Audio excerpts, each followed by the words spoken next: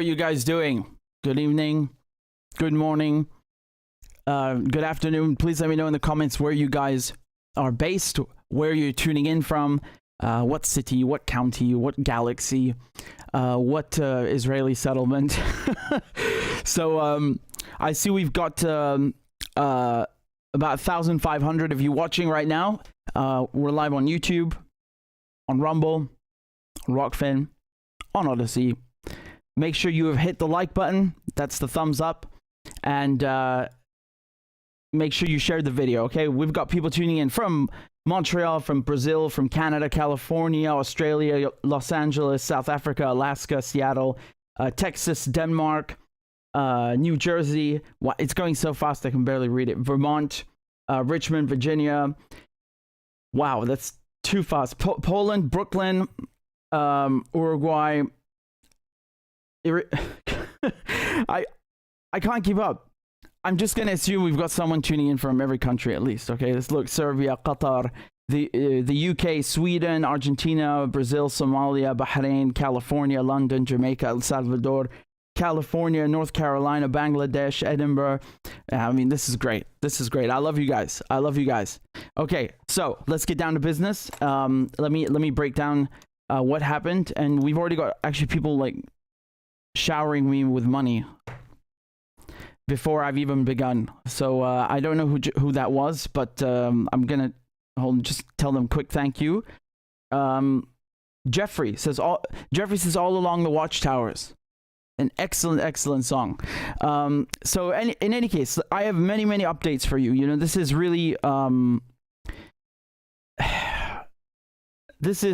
really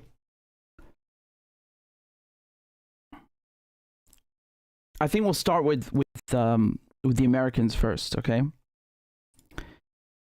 I know you guys want to hear about Syria and the escalation, but I'm going to tease you and you're going to have to wait, okay?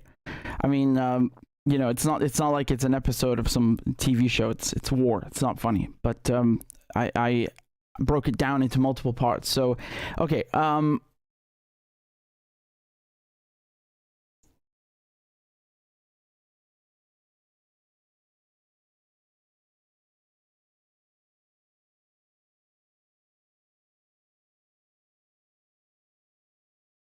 okay, give me just a second. Man, this Kirby is something else. I've got three different clips to show you. He's been doing interviews all day, right?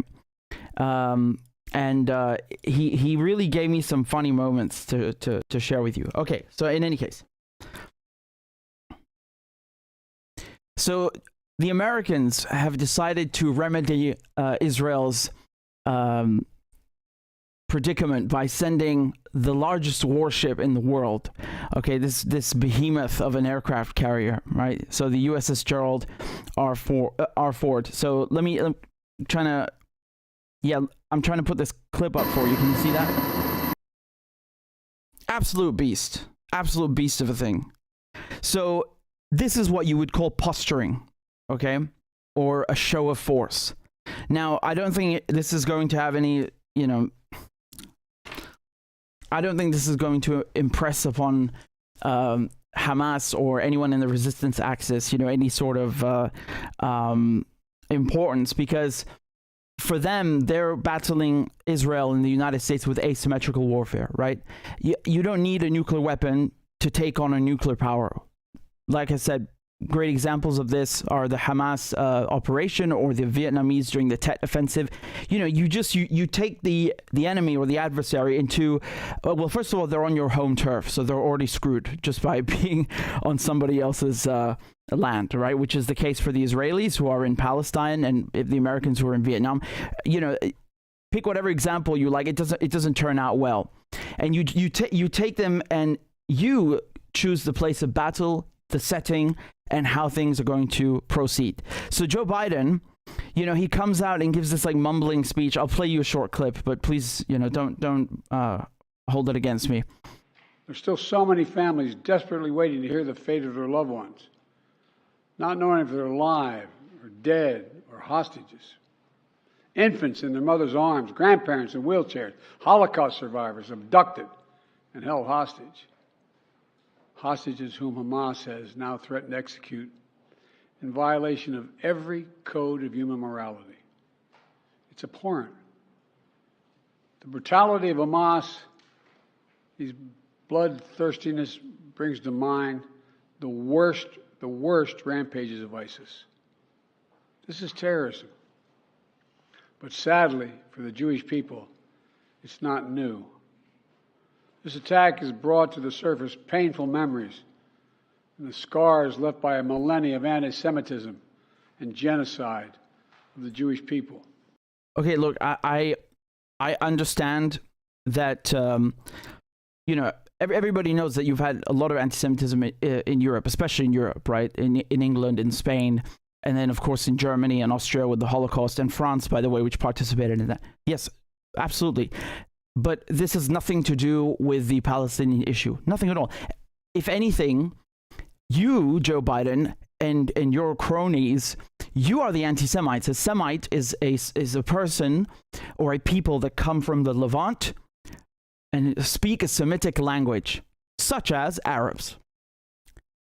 A Palestinian is a Semite, by definition. By definition. There's no way around it. Ironically, the European Jewish settlers that are coming to Palestine and pretending that they are, they're natives to Palestine, and like Netanyahu says, well, we were here 3,000 years ago. Yeah, okay, this literally means nothing. Those are Ashkenazi, meaning they're white European Jews, and they're coming there and like pretending they're more native or more Semitic than the actual people who come from there, Jewish, Christian, Arab, whatever, it doesn't matter, Muslim. It's I don't know why he brings this up. In any case, there's something that's happened today. One of the developments, and you hear this in his desperate attempt of a speech. He's saying that Hamas are ISIS.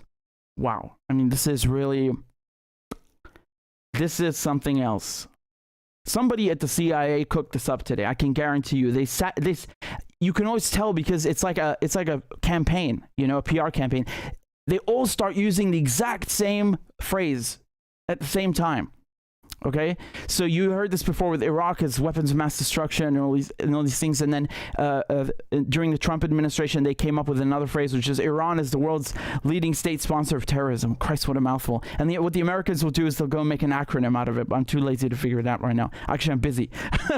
So the thing is that now the phrase is Hamas is ISIS, and they were saying that they were doing actually rather unspeakable acts, like literally unspeakable because of the the thing. Well, the platforms don't like it. In any case, I'm not going to go into too many details, but he said this, Biden said this, Netanyahu said this, he gave a speech and said also the Hamas or ISIS. This literally means absolutely nothing. And first of all, ISIS exists literally thanks to the United States and Britain, because when we invaded Iraq, we created a power vacuum, okay? So, we had no problem with Saddam Hussein when we were using him to attack Iran. But then we got rid of him, created a power vacuum, and now suddenly you have these disgusting people in Daesh crawling out of the woodwork and coming from overseas, and European countries letting them through. And so my point here is just that this is an American, whether it's indirect or direct, it's a consequence of American foreign policy. So the irony that he gets on this podium and starts, pretending he's above all of this, and we have nothing to do with ISIS. They're just bloodthirsty, blah blah. Be quiet. Be quiet. In any case, I'm not even going to start going into the differences between Salafi jihadists and Muslim brother.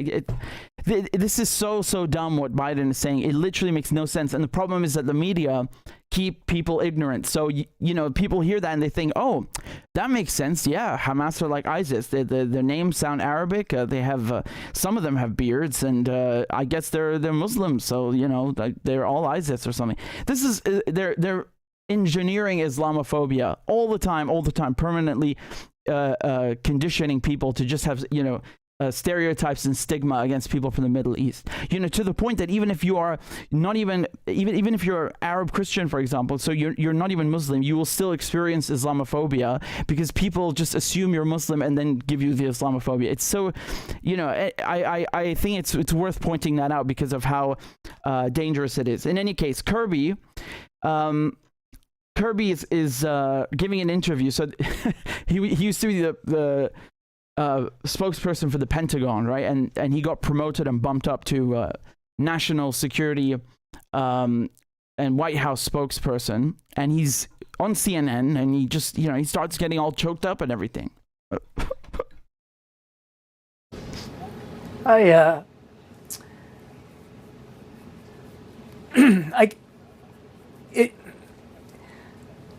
Sorry, it's very, excuse me, very difficult to look at these images, Jake, and the human cost. And these are human beings. They're family members, they're friends, they're loved ones, cousins, brothers, sisters. Yeah, it's difficult, and I apologize. Of course he is. Look, man, I honestly, I don't want to give him too much crap. There's nothing wrong with the reaction, but with his reaction. But the problem is that I wish they would actually cry sometimes for the Palestinians, because they have a hand in that. If they were going to say, well, Hamas are killing the Israelis, no. The United States, he's literally the White House spokesperson, okay? He's standing right in front of the goddamn building. He knows what the United States is doing. And there are usually way more, and over time there are more Palestinian casualties than Israeli, and most of them are civilians, period. They're not Hamas this or Hamas that, they're civilians, period. So, I'd like him to have some, somewhat of a genuine, authentic reaction as well when Palestinians are being butchered. But, I guess I'm asking for too much. So Netanyahu goes and calls Biden up. It's so funny that they filmed this, right? He's like, listen, Joe, I have a problem, and give me Iron Dome. That sounds a bit too much like Bernie. I'll let him talk. Hello, Joe. Well, it's trying times. We've had better days, and we'll have better days with your help, too. Mr. President, Joe, I want to thank you for your continued and unequivocal support and the work of your entire administration to support us. The Israeli people were deeply moved by the emotion that Admiral Kirby showed in his interview yesterday. It was deeply moving, and it represented the depth of commitment that you have, your administration have, and the American people across the board have for Israel. Joe, I want to give you a clear picture of the difficult situation we face. We were struck Saturday by an attack whose savagery I can say we have not seen since the Holocaust. I mean, we had hundreds massacred. No. Families. Can you please stop with this every day? Why did they keep? Every time you bring up the Holocaust in relation to Palestine, you're not only wrong and being dishonest, but you are belittling actual Holocaust victims and the victims of Nazi Germany.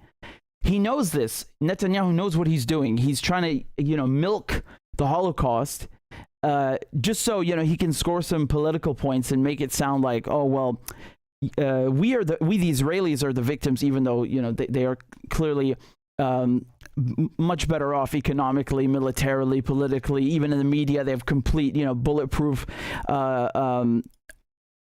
sympathy from every channel. You're not a victim, Netanyahu. You're not a victim. You are the oppressor, and you know that. Hundreds massacred, families wiped out in their beds in their homes, women brutally raped and murdered, over 100 kidnapped, including children. Again, I need to see proof of this claim that Hamas just went on a wild raping spree. What is this?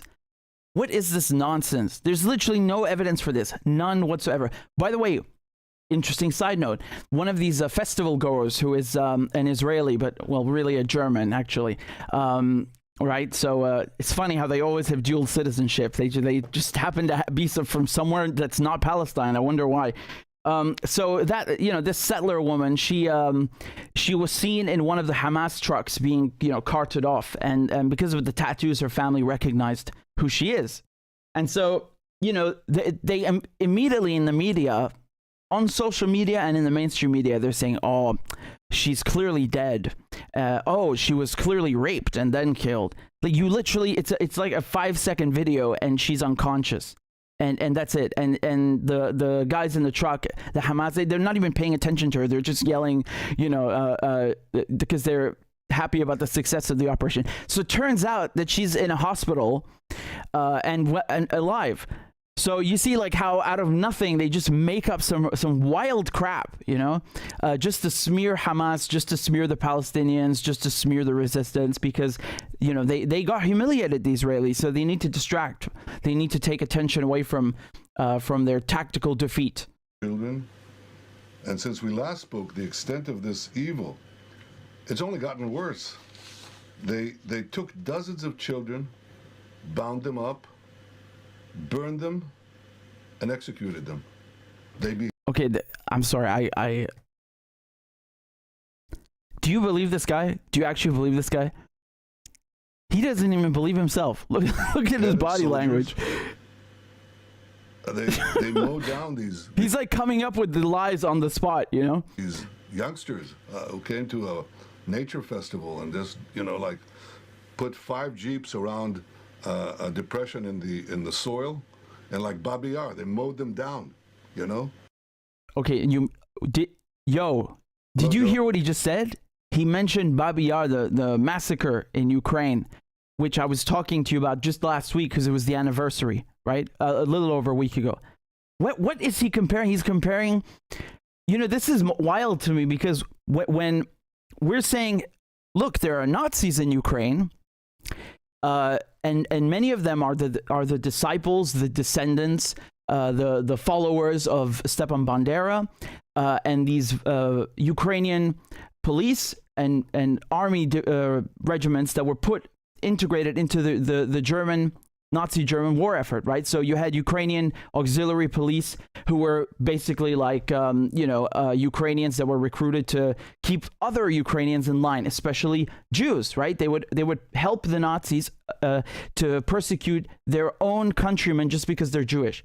And so one of the massacres, the Babi Yar massacre, is an example of that, horrific, right? And that these were carried out by the SS. The SS, they had things like called Einsatzgruppen, so they would send these units away, not directly in the front line. They would go away, seek out villages, and massacre people just because they happen to be Slavic or Jewish or whatever else in Nazi Germany they considered to be not pure enough for them. So and we are all saying now, like, why is NATO funding these Nazis in Ukraine, or people who look up to those Nazis from World War II who were collaborators?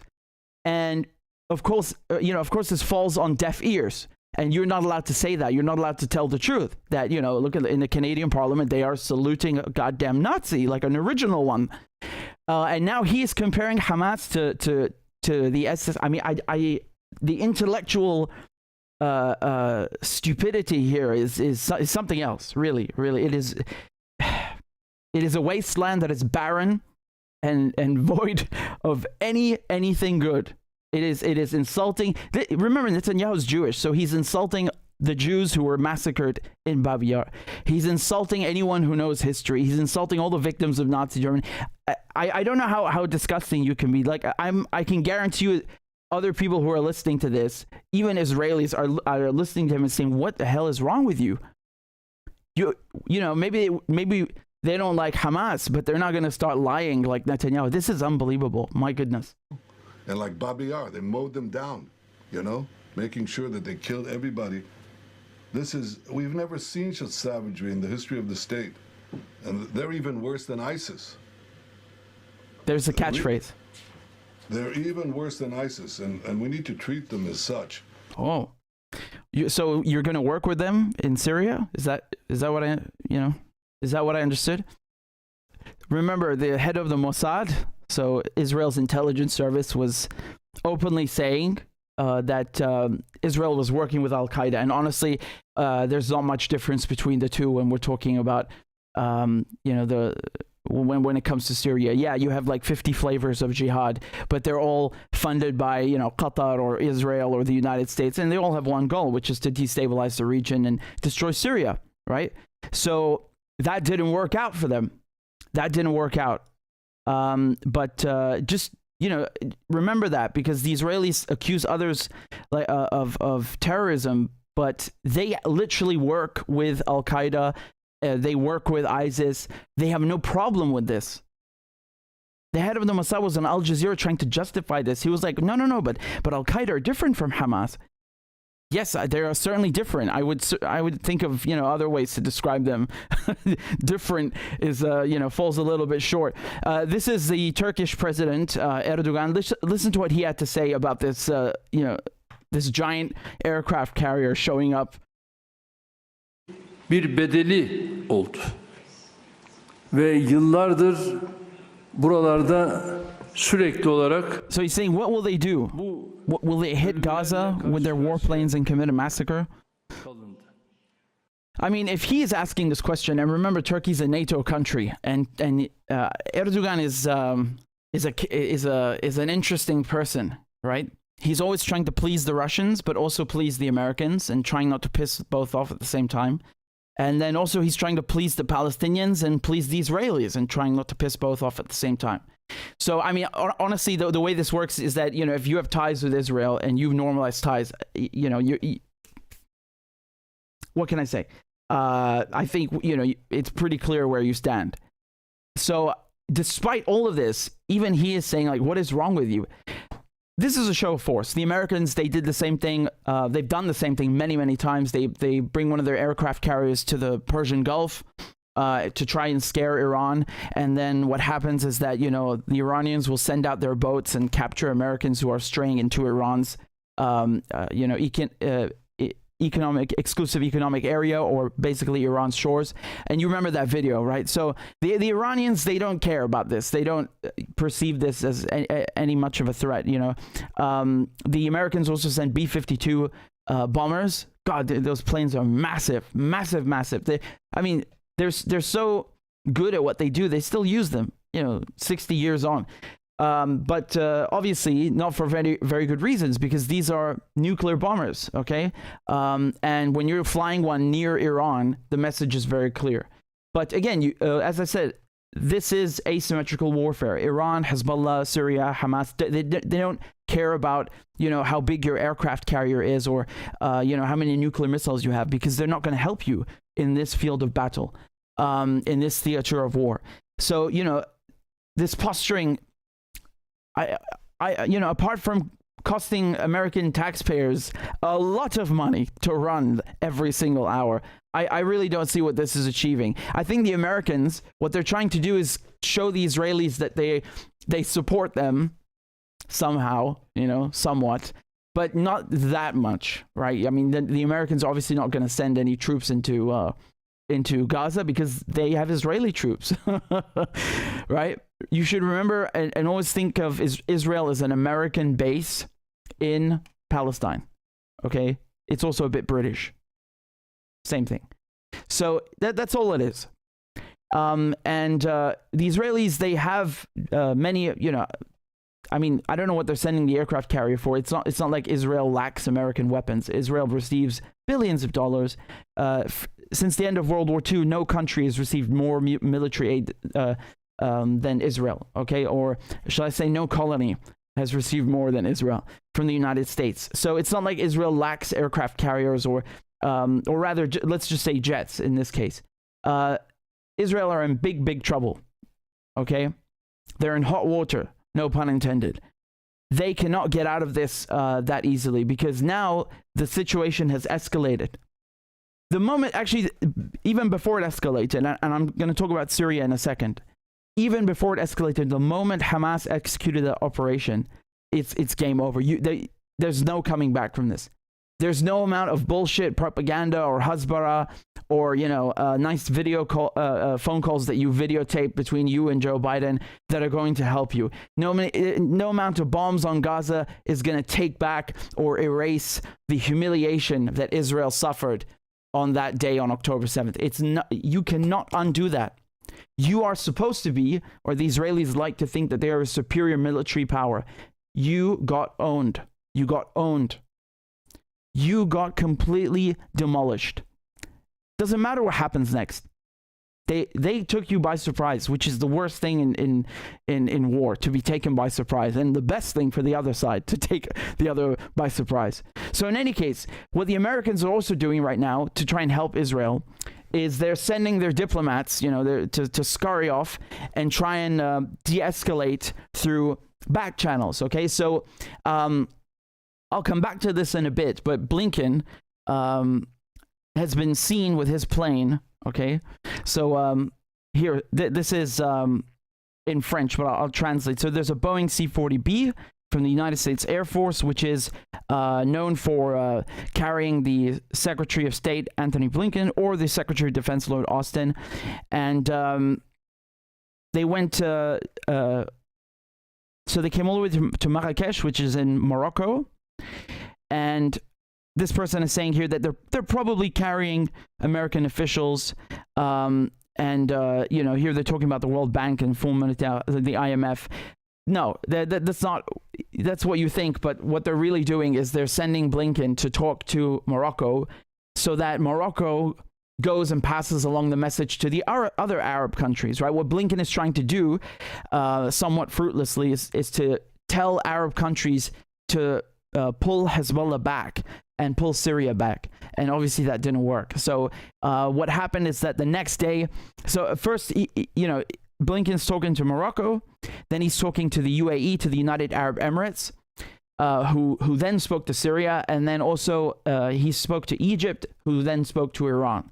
Okay, so I'll come back to that in a bit as it relates more to the escalation. But I just wanted to show you, how wild this whole situation is. And speaking of Kirby, I want to show you something here, which is so, it's just emblematic of how heartless they are. You saw how he was sobbing earlier, right? Which is it's nothing wrong with that. It's just like he only sobs for the Israelis. And, you could technically say that it's his fault to begin with if he cares that much about Israelis. Why is the United States always encouraging the Israelis to launch ground invasions or bombing campaigns of Gaza, knowing full well that there are going to be retaliations because people are oppressed? And people are being subjected to horrific traumas, right?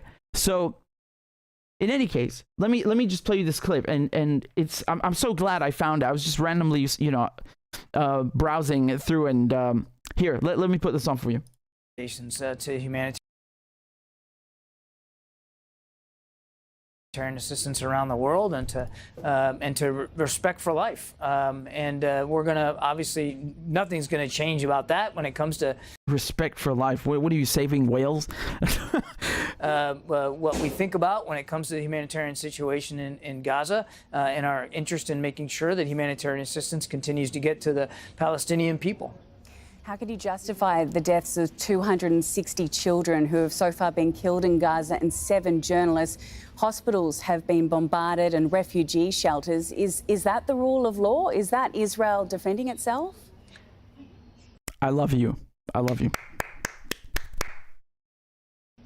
Nobody wants to see any more innocent life taken or hurt as a result of the events over the past weekend. And I think it's important to remember that Hamas deliberately struck out at innocent civilians, slaughtering them, and I mean up close and visceral, with knives, torture, rape, gunshots, and that. Gunshots? No, you don't say. Gunshots. I would have never dreamed of such a thing, with rifles and all. What is he? He's just listing various crimes, like armed robbery, assault, aggravated assault, gunshots, just making it up as he goes along. You have to be a professional bullshitter, which is, the other title of White House spokesperson, to do this sort of thing. That's pretty visceral. Nobody wants to see any more civilian lives lost or hurt, no matter where they live there. And that's why it was important, I think, for the president to talk about setting up the difference, making it clear the difference between Hamas, whose actual goal is to take human life, to take innocent human life, and the Israelis. No, that. Well, what do you? God, I feel like I shouldn't even dignify it with a response. Nevertheless, I have to debunk propaganda. Hamas's goal is to liberate their country. period. You know, I find this funny because when it comes to Azov battalion, right? When it comes to the Nazis in Ukraine, the response from Trudeau, right, and Biden and Western officials is that, well, you can't say that. That's not fair because there are only a few Nazis in Ukraine. It's just maybe not 1% or less. I'm sorry, that's not what you were saying a few years ago, but anyway. And then they say, well, even if there were a few Nazis or there are a few Nazis in the Azov battalion, it doesn't matter because the Azov battalion are fighting to liberate their country. Okay, so splendid. So I'm assuming then you'll set aside your differences with Hamas and respect the fact that they're trying to liberate their country. Yes? I mean, it's of course ridiculous to compare Hamas with the Azov battalion because the Azov battalion are Nazis and Hamas are not. Hamas are not even terrorists. You know, again, I told you the United States and Israel create and work with terrorists. Their foreign policy is terrorism, especially Israel, right? And the thing is that to say that, well, these Nazis are fine because they're trying to liberate their country from Russian troops, but Hamas are not okay, even though they're trying to liberate their country. They won't even say that. They won't even say this word liberating or resisting, because if you say that, people would be like, well, what are you trying to liberate? What are you resisting? And then it becomes very clear they will figure out that, oh, okay, actually this is Palestinian land. Hamas are Palestinian. They're trying to take back the land from the Israeli settlers. And that would, you know, give the whole game up. But I think it's so funny, the double standard. It really is.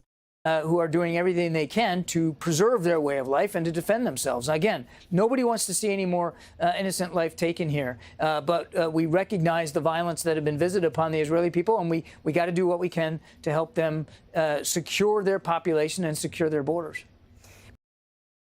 Do you notice like how when he says we recognize the violence that has been visited upon the Israelis, he won't even acknowledge that the Israelis are violent to the Palestinians, right? Not even that. It's like they're not even human. They're not even sentient or present in our universe. Palestinians don't experience violence because they don't exist. That's how he speaks. They really speak as if Israelis are human beings and then Palestinians are not. It's just the Israelis. But how can you do that when you've got such a densely populated community? You've got 2.3 million people essentially living on top of each other. Yeah. There were 2,000 strikes in the past 24 hours, dozens, hundreds of people killed. How is that targeting Hamas?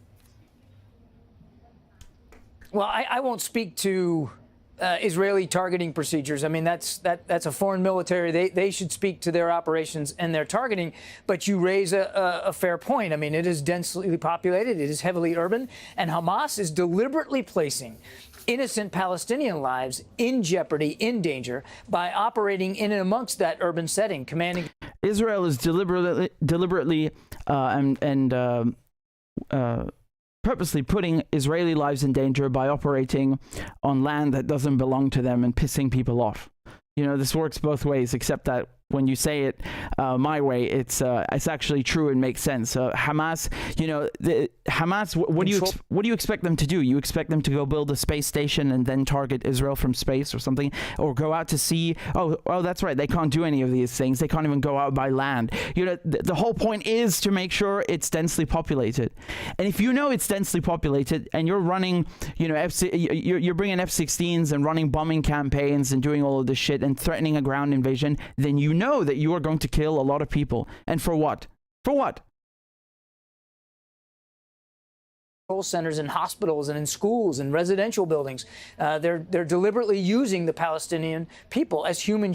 Horse shit. I have literally seen photographs of Israelis using Palestinians as human shields, right?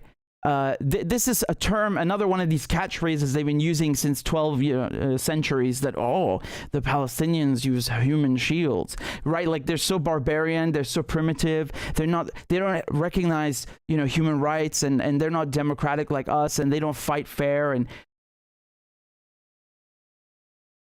please demonstrate this to me. the thing is, the United Nations, they UNRWA, okay, so have funded and run many schools in Palestine. And what do you think happened to those schools? Many of them have been blown to bits by the Israelis. The Israelis know what they're targeting, and if they don't, then why are they doing it, right? So they, you know, even the EU, stuff that the EU will go and build, schools, etc. Also, this infrastructure is targeted by the Israelis. And again, whether it's on purpose or not, does it make a difference? These are shelters. People use these schools not only to go get educated, but not only to go receive an education, but also to go and hide from the Israelis, not from, you know, an alien invasion, no, from the Israelis and their warplanes specifically.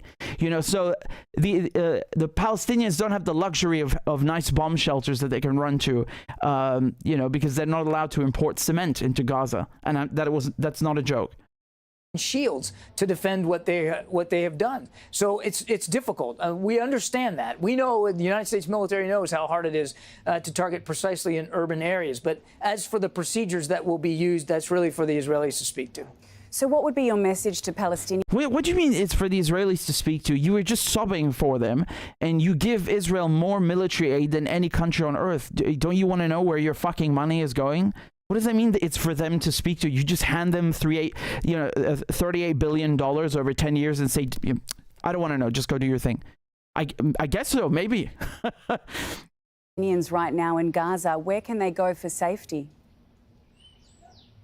We know that Hamas doesn't represent the majority of you. That's not what she asked you. That's not what she asked you. She said, where do you go if you are stuck in the Gaza Strip? Here, let me pull up a map, Kirby. I'll help you out. There you go. That's the Gaza Strip, surrounded by Israel. You see the crossing down here? There's a crossing that takes you to Egypt. Now, the problem is that Egypt, they, you know, also they have to be criticized for the fact that they do not, you know, yes, they're, I understand and I know and I respect that the Egyptians are sending doctors and medical aid and so on right now. But, you know, the border itself is not open usually.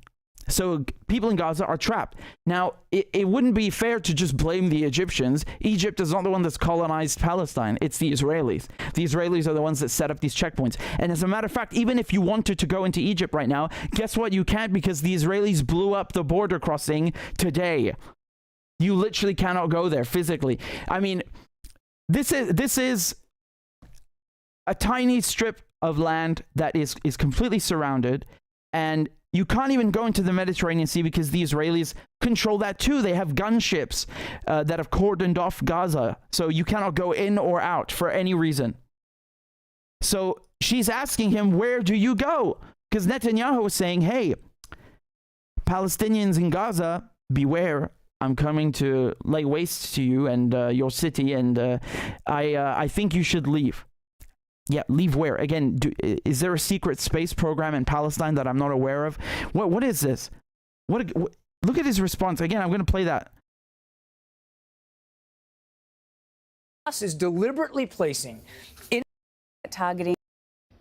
But how can you do that when you've got such a densely populated community? You've got 2.3 million people essentially living on top of each other.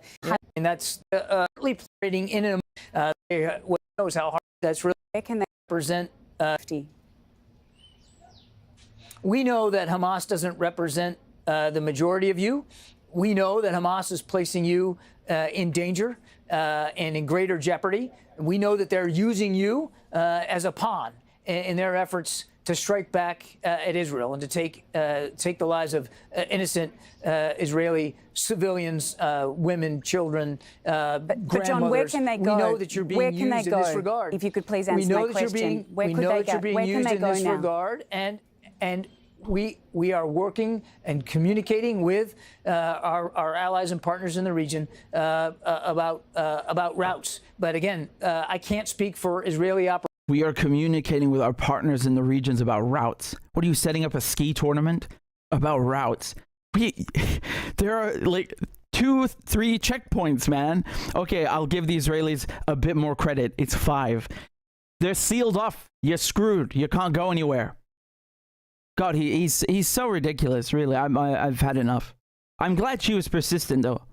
props to her. She's a good interviewer. So that was you know, in you know, Western media, on the BBC or CNN, they wouldn't even ask him. Maybe once in like 10 years. You know, maybe. Bank, Imran Khan has this report from Ramallah. Here, so look what's happening now in the West Bank. Okay, so keep in mind, West Bank is not Gaza. Okay, remember that the Israelis they carved up Palestine into multiple pieces. So you see down here, that is that's the Gaza Strip. And then up here is the West Bank, okay? And just listen to this report. Listen to what's happening right now. Okay, I'm going back. I'm going back. Avanti. Up behind that. Yeah, that's freedom of the press in Israel, yeah? Freedom of speech, democracy, you know, all that good stuff. Back the fuck up, journalist, or we'll shoot you. They've killed 8 journalists in the last 2 days. Israel has killed 8 journalists. The occupied West Bank is now not only occupied, it's effectively blockaded. The Israeli army has turned it into an archipelago of separation. You can't leave your home to go visit family or friends in a neighboring area. 3.2 million Palestinians are simply stuck. I left 10 minutes ago. I am sick, but they're not letting me in. This is worse than when we used mules to move around in the old days. Now we can't even get anywhere with cars. Israeli forces have also severely restricted the border with Jordan, the only crossing point for Palestinians who want to travel abroad, leaving thousands stranded. Suhail Khaliliya is the head of settlement monitoring at the Applied Research Institute, Jerusalem. He specializes in Israel's system of checkpoints and restrictions on Palestinians. The West Bank is surrounded by hundreds of checkpoints, at the border with Egypt, at the Green Line, or within the West Bank. These new restrictions have turned the West Bank into small prisons, and the occupier controls all entries and exits.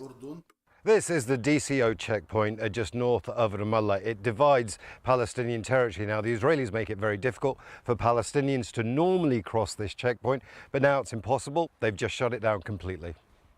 In the Palestinian town of Hawara, this road that runs through it cannot be used by Palestinians. Sometimes the Israelis make exceptions for medical or family emergencies, but even that small concession has now gone. Yeah, so they actually have roads in Israel that are for Jews only, or, you know, Jewish settlers only, Israelis only. So no Palestinians.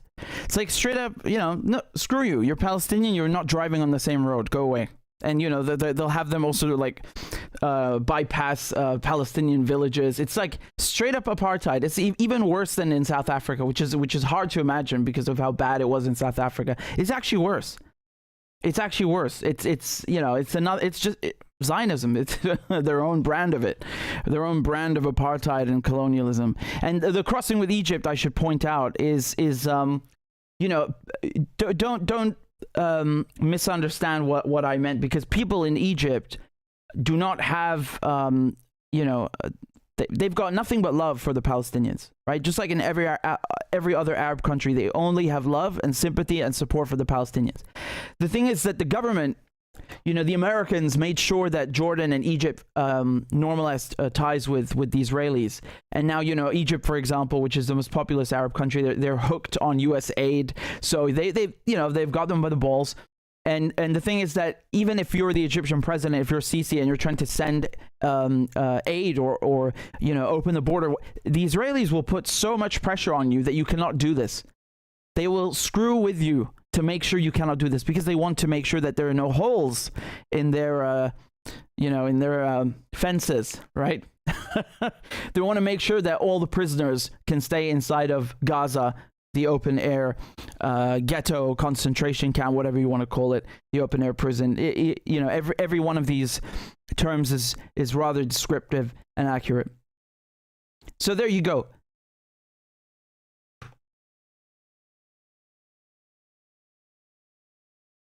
Let's talk about, I'm going to talk about the escalation now. Before I continue, Mustafa says, is Hamas beheading babies? Please address. No, they're not. They're not beheading babies. This is ridiculous. I mean, even the Israelis, I wouldn't think do that. So I don't know where this comes from. It's just, some bollocks that they cooked up. We've got 4,200 people watching. Guys, please remember to hit the like button and press the thumbs up button. And tell me where you guys are tuning in from in the comment section so I can shout you guys out. Okay? I think it's going to explode now in a second. No pun intended. But, let's do that. And I'm gonna read some of your comments and then talk about Syria entering the war. There we go. Now it's exploding. We've got China, UK, Bangladesh, Sweden, Iceland, New Zealand, Colorado, Denmark, Iceland, Jamaica, Iran, Texas, Montreal, Greece, Kentucky, Seattle, Venezuela, Singapore, Iceland, North Carolina, Dubai, London, Jamaica, London, Canada, Ramallah, USA, Ireland, Zambia, Luxembourg, Chernobyl. Man, we've got every country and city in the world in here. I love you guys. I'm so proud of you. I really am. So we have a super chat from Jay Blue. Thank you very much for the super chat. I'm grateful. And Dave says telling the Gazans to leave is like when the police beat someone up, yelling "Stop resisting." Yes, exactly. That is what it is. It's a perfect description and perfect analogy. I'm going to read it again. Telling people in Gaza to leave Gaza, which is what Netanyahu did, is like when the police beat someone up yelling, "Stop resisting." Maria, thank you for the super chat. And do all things with love say, do we know if he's even awake on the other end? Do you mean Joe? I swear to God, in the beginning of the phone call with Netanyahu, I thought I could hear Biden going, I don't know. I don't like to make fun of the guy's health. I have more than enough to crap on in terms of his politics. So, but anyway, so thank you, Ali, for the super chat. Socialist with tanky characteristics says U.S. warships and Israel have a great history. Oh my God. Oh God. How could I have missed that joke? The Americans better be careful sending the USS Gerald Ford, because it just might end up getting sunk by the Israelis like the USS Liberty. Right. So again, for those of you who don't know, Israel attacked the USS Liberty. This is during the Cold War. And they knew that this was an American ship. And you might be thinking, well, why would they attack an American ship? How could they do that? We give them all this money and I thought we're friends. How could you do such a thing? Well, they don't give a shit. They did it because they don't give a crap. They did not want the Americans finding out. So this is pertaining to the 6-Day War, right? So the 1967 war. And, it's a really, really nasty business. I did a whole program on this on the channel. So if you want to find out more about that, go on the channel and look up USS Liberty and King David Hotel bombing, which is when the Israelis blew up British Army headquarters in Palestine. So, yeah. Peg, thank you for the super chat. We've got another one from Patovi. And Hand Standish said, Israel should understand that which is taken by force can be retaken by force. Free Palestine. Yes, indeed. Thank you, Free, and thank you, Armine, and thank you, Jeffrey, for all of your donations. I'm very grateful. And in case anybody sends something on PayPal, I will make sure to read out your comments as well. And for those of you who join on Patreon, again, I don't want to look up the number. I don't remember where we're at right now. But the goal is to hit 750. Okay, so Patreon is a website where you can donate $1 or $2 a month, whatever you want. It doesn't matter what currency. It's just a way of supporting my work. Most people use it to do like deluxe content. I don't care about that. All the work I do is free, and if you're able to donate, then thank you very much, and I appreciate it. As a matter of fact, we have Maginel, who just joined on Patreon, so thank you. I'll play you a crab dance momentarily, and we also have Lucia, who joined. So that's really great. And on PayPal, David sent a donation. Thank you, David. And we have another one here from Catherine, who says, support for independent journalism. Much obliged. Much obliged. Okay, crab dance it is, and then we're going to talk about the escalation with Syria. Clap for that, you stupid bastard. Corn Pop was a bad dude, and he ran a bunch of bad boys. Listen, fuckhead, you fucking crossed the line, claiming I'm the enemy. You got that, you goddamn son of a bitch? I don't give a fuck what you think, bitch. Good morning. Sunday morning. Cut that bitch off. Thank you for Iron Dome. Thank you. والله انت كلاب بصراحة يعني. ماشي نشتغل عادي. We lied, we cheated, we stole. China. And you ain't black. There's always the macro. And then there's the micro.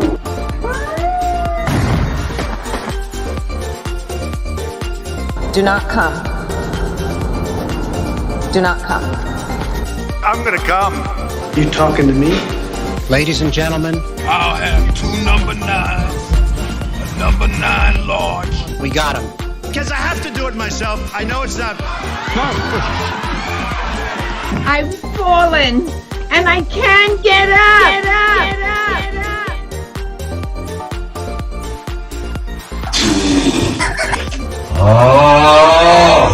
Disgusting!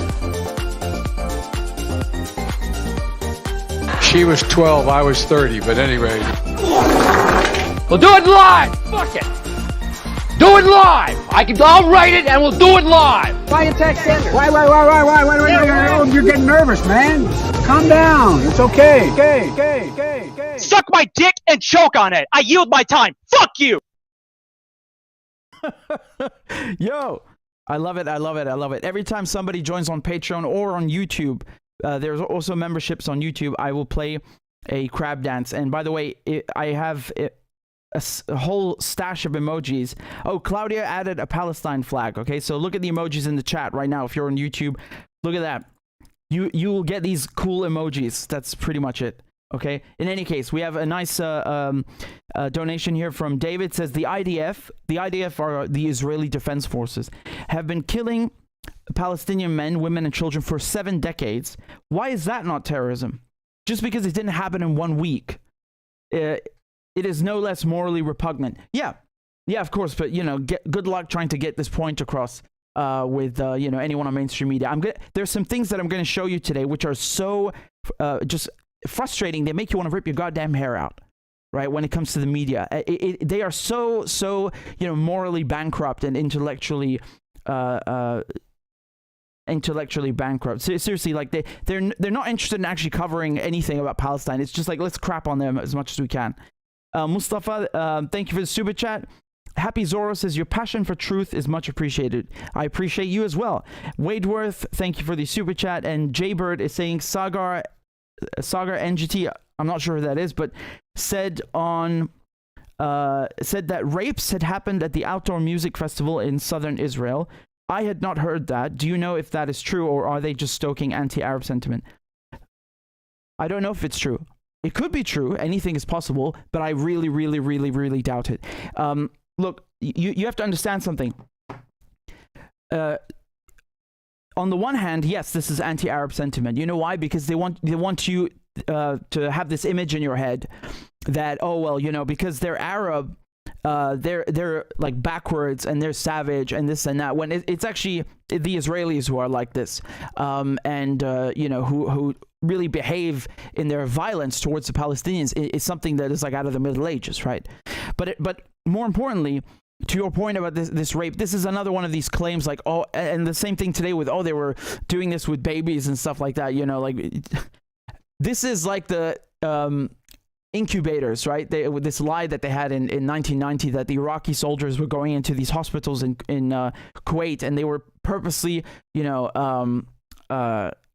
killing babies in incubators, and it turned out to be a complete crock of shit. And every time that there's something they want to accomplish with their agenda, the West, and Israel, whether it's invading Iraq the first time and the second time, they come up with these lies. Oh, Saddam Hussein is supporting terrorism. Saddam Hussein has a nuclear weapon. He has a nuclear weapon that he's also going to give to Al Qaeda. He has biological weapons. He can build them on the move. It's like endless pit of fucking bullshit. And then when it comes to Syria, they said the same thing. Oh, he has chemical weapons. And when it was Gaddafi, they said Gaddafi's giving his troops Viagra pills so they can mass rape people. All of these were lies. Every single one of them. So I'm not inclined to believe anything that they say about Hamas. As a matter of fact, usually when the Israelis say something about Hamas,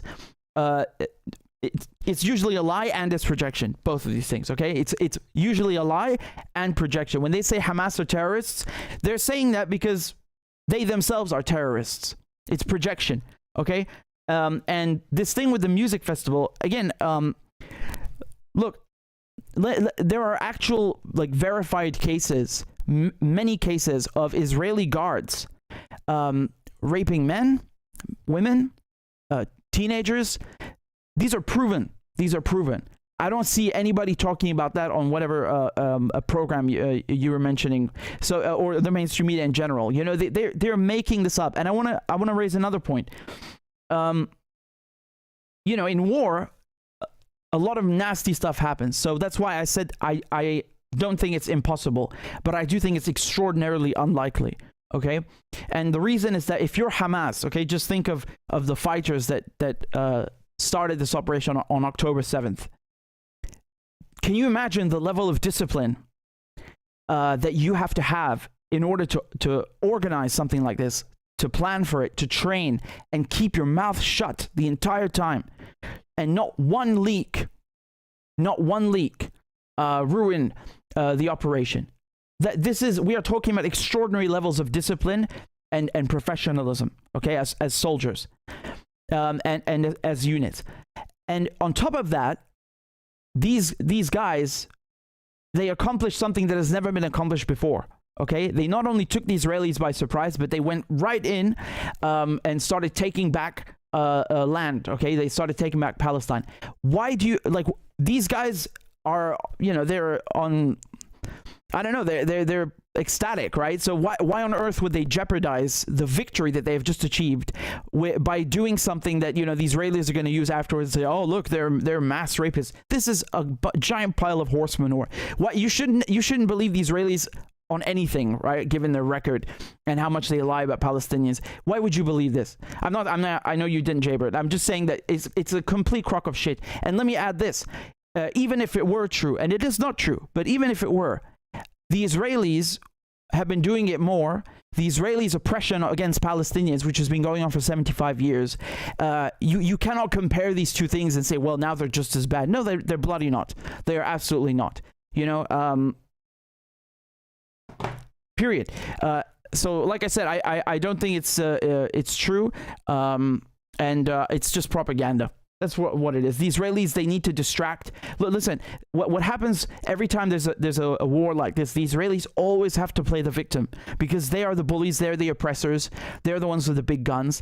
They have to play the victim, okay? Because otherwise everyone would see what's going on, that they are a superior force, at least they used to look like one.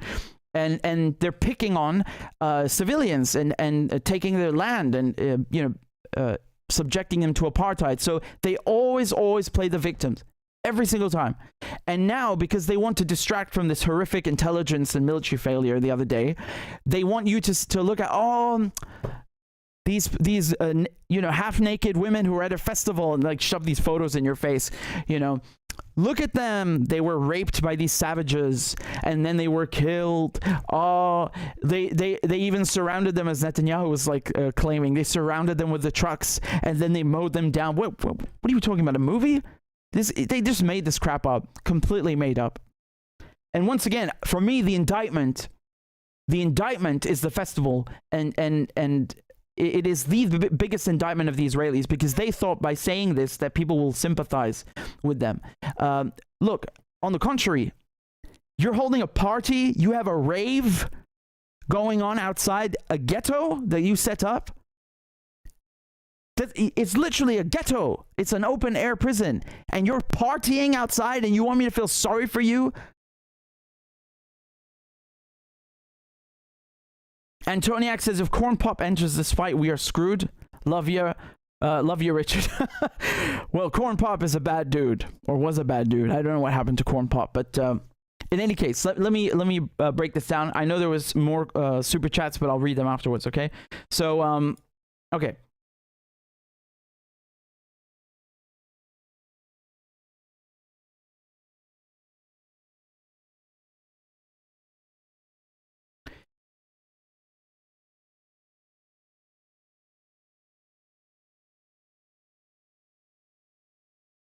So I told you guys yesterday that after Israel killed 3 Hezbollah fighters, that things were going to escalate.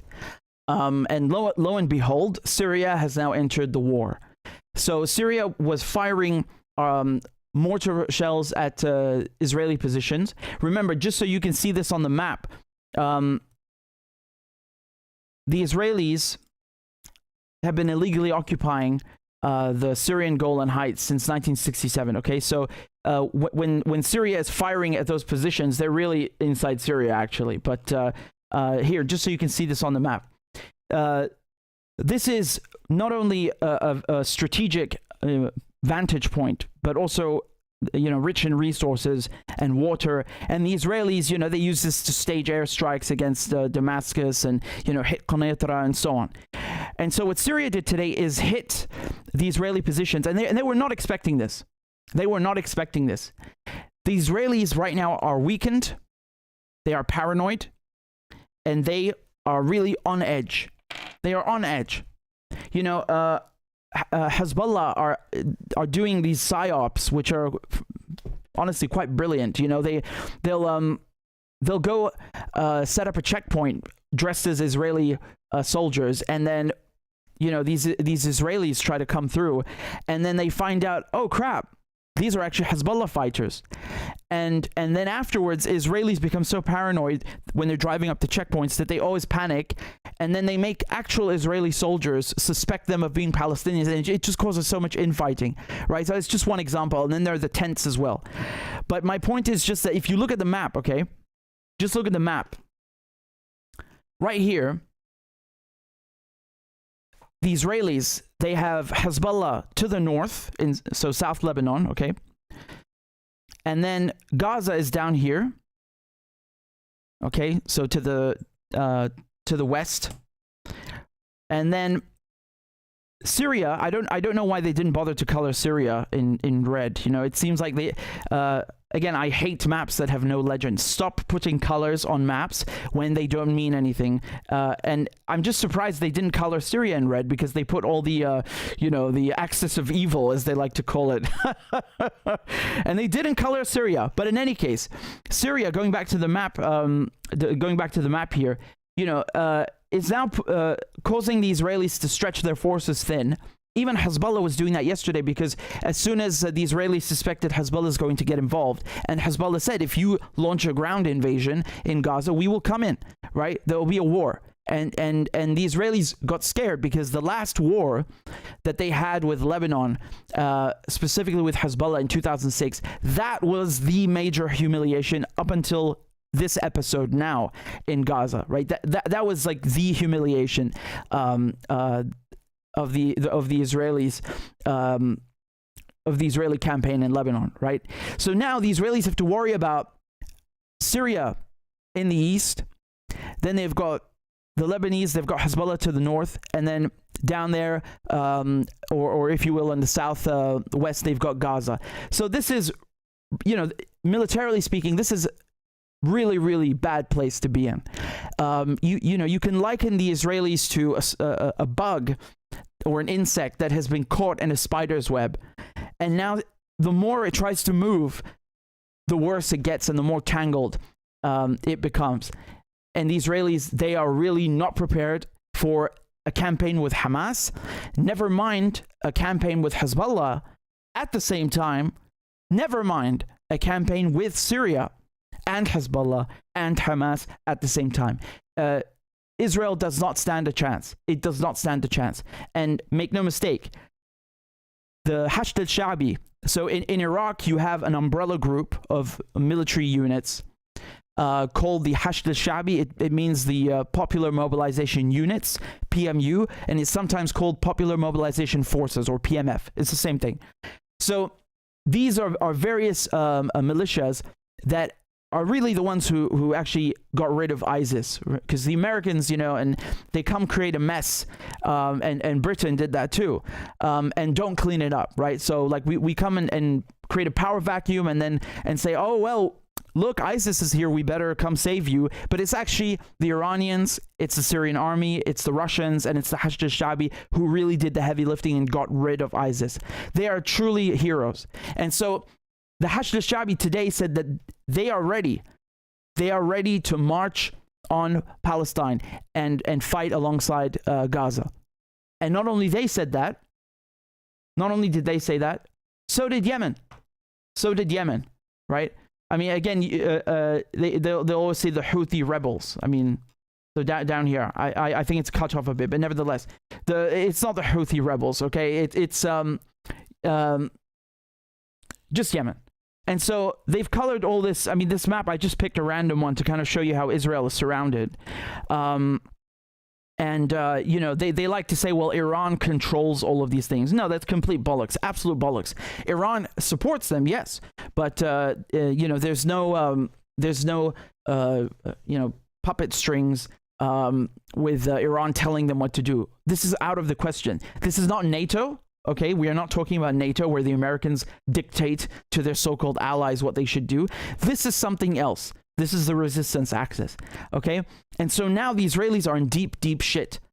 Even if there is no further escalation with Syria and Hezbollah, the fact that there is a possibility of this happening, a real possibility, because as I said, they're already exchanging fire as of now, as of an hour ago. Okay, this is breaking news. So the fact that they're exchanging fire, you've only seen this once before. This was back in April.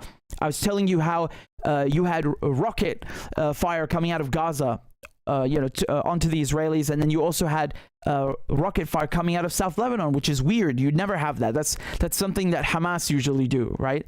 And then also from Syria. So it was the same thing where the Israelis are surrounded and being attacked at the same time, right? So this is not Israel of 1967. This is not, you know, tough guy Israel that will bully everybody and get away with it. And on the flip side, right, so just as Israel has become weaker, Iran, Hezbollah, Hamas, Palestinian Islamic Jihad, Syria, the Hashd al-Sha'bi, Yemen, they have grown much, much stronger.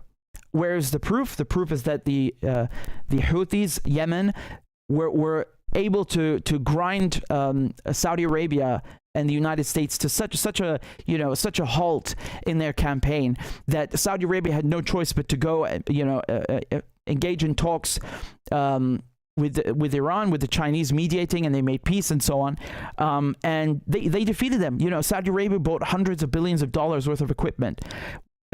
Remember Trump holding up this stupid piece of cardboard, you know, and the death and destruction that was you know, brought upon Yemen is so extensive that they haven't even begun to recover. And nevertheless, they inflicted a tactical defeat on Saudi Arabia, despite them having far less resources, despite them being under siege. Lebanon, far less resources than the Israelis, getting all their billions from the Americans. Tactical defeat, kicked them out of South Lebanon in 2000 and then defeated them again in 2006. The Hashd al-Sha'bi kicked out ISIS. They have the Americans on edge. The Americans have all their bases still there fighting ISIS, right? So, and they're constantly afraid of rocket attacks. And, you know, when they say Iranian-backed militias, they're talking about the Hashd al-Sha'bi. But again, I find this funny because now they're saying Iran is supporting Hamas and Hamas is Sunni.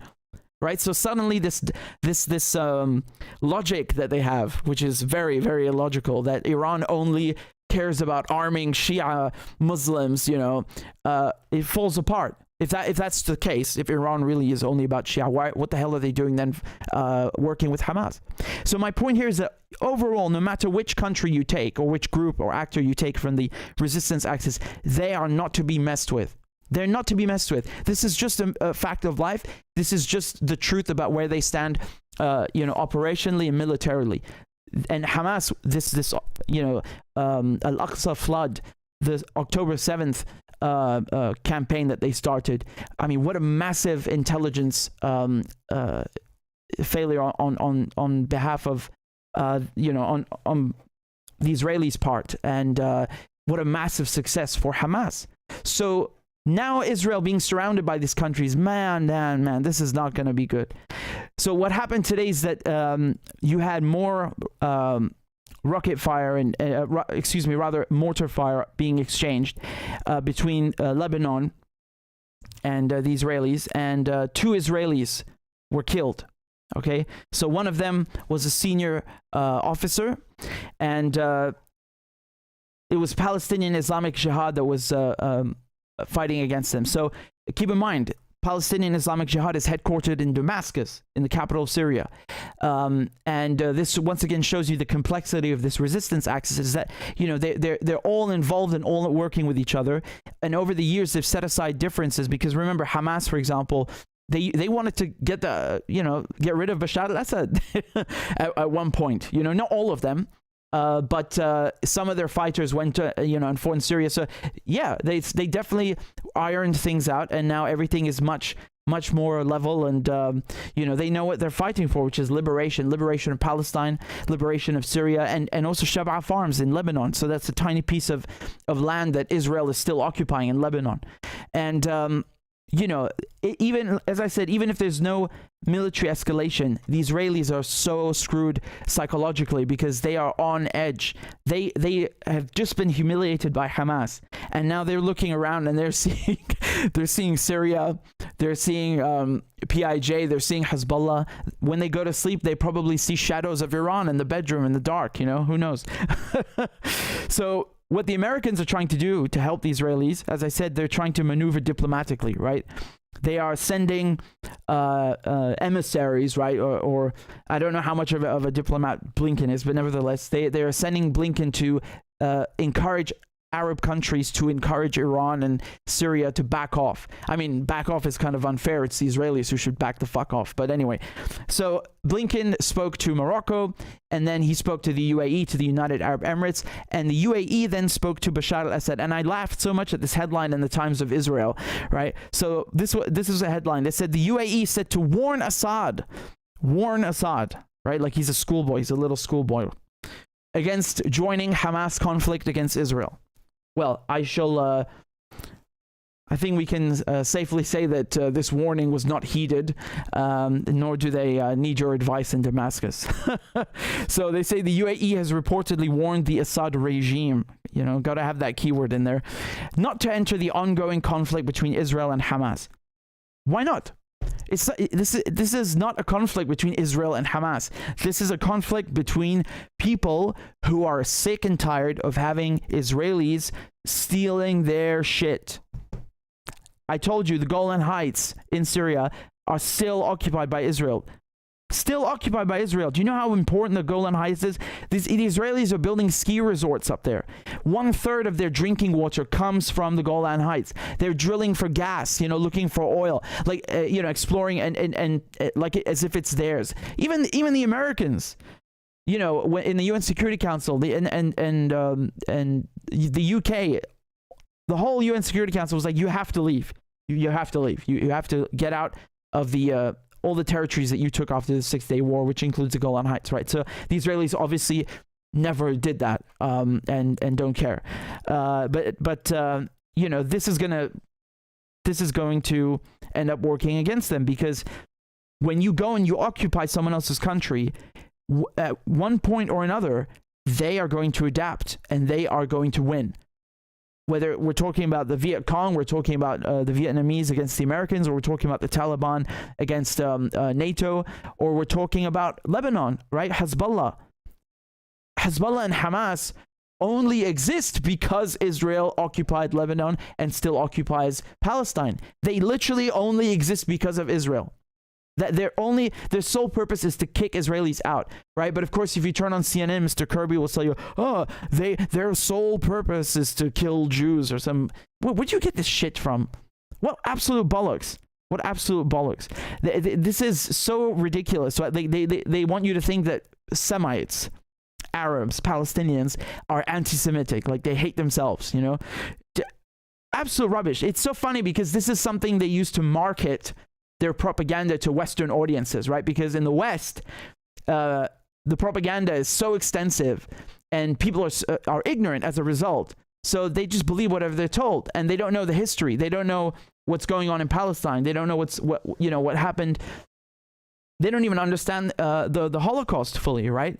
So they the word Nazi, for example, they overuse it so much that it's so diluted that Netanyahu, for example, is comparing Hamas to Nazis. Now, what are you doing?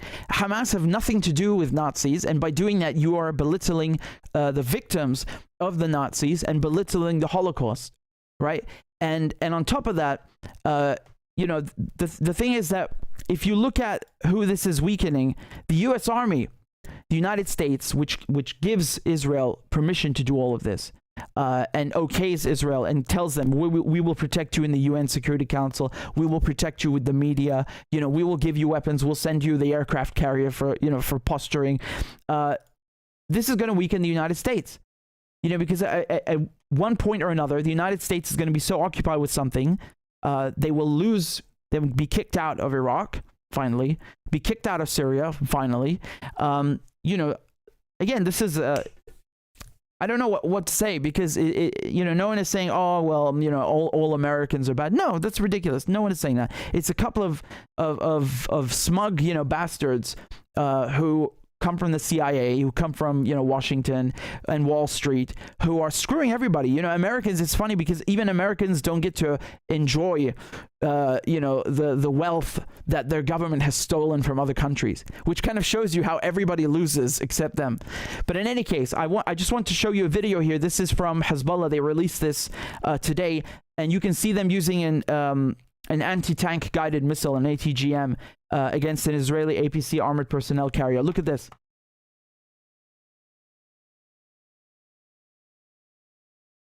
So this, honestly, this reminds me of the videos that would come out in 2006 during that war.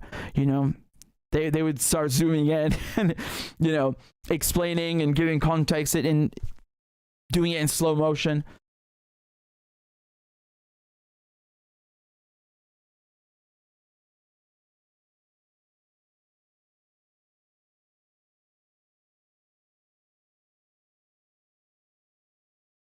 Minced meat. Once again, I go back to my original point, which is that at one point or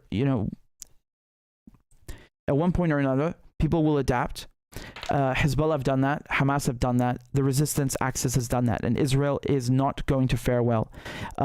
So you can see here that Qatar have released their statement, and you know, they're calling for a ceasefire and so on. What Qatar is trying to do, which is like Egypt, is basically they're trying to get a ceasefire. They've succeeded in the past, right? So in 2021, in May, after the Israelis finished butchering Gaza, it was Egypt that helped get a ceasefire, right? So the reason is that they're concerned, as they say, instead of saying go Palestine, is because these Gulf kingdoms, they lean more towards the West, right? Which is a shame. Which is a shame, because, you know, what Mohammed bin Salman should be doing right now is saying, if you are going to send an aircraft carrier to the Mediterranean Sea, we are going to just cut oil production zero, and we will actually make more money because the price will skyrocket. Right? Just give him a little oil crash and see how Israel suddenly, you know, tucks its tail between its legs and scurries back in, you know? But unfortunately, we don't have a Saudi Arabia like that as of yet, right? Not anymore anyway. So just, I want to show you some of the images from the last couple of days. So this is from, this is the Israelis using white phosphorus. Yeah. Okay, so what white phosphorus is, it's basically, you know, a horrific weapon that is banned, and you know, it's yeah. You know, it is something like cluster bombs in the sense that it not only kills, but it causes such brutal burns and maims people in such horrific ways that, you know, it doesn't even have any military advantage, so, you know, or tactical advantage. It's just a piece of crap. Now, of course, we can sit here and say that all bombs are, you know, bad and maim people, yes. But this is especially egregious to the point that even most countries say just we're not going to use it. The Israelis, on the other hand, they have never signed the Chemical Weapons Convention, so they do not give a shit, and they never signed the Nuclear Non-Proliferation Treaty, and they develop nuclear weapons. So it's always funny watching the Israelis say we're the most moral army in the world, and they use this, which can give people not only direct burns and scars and injuries, but also afterwards.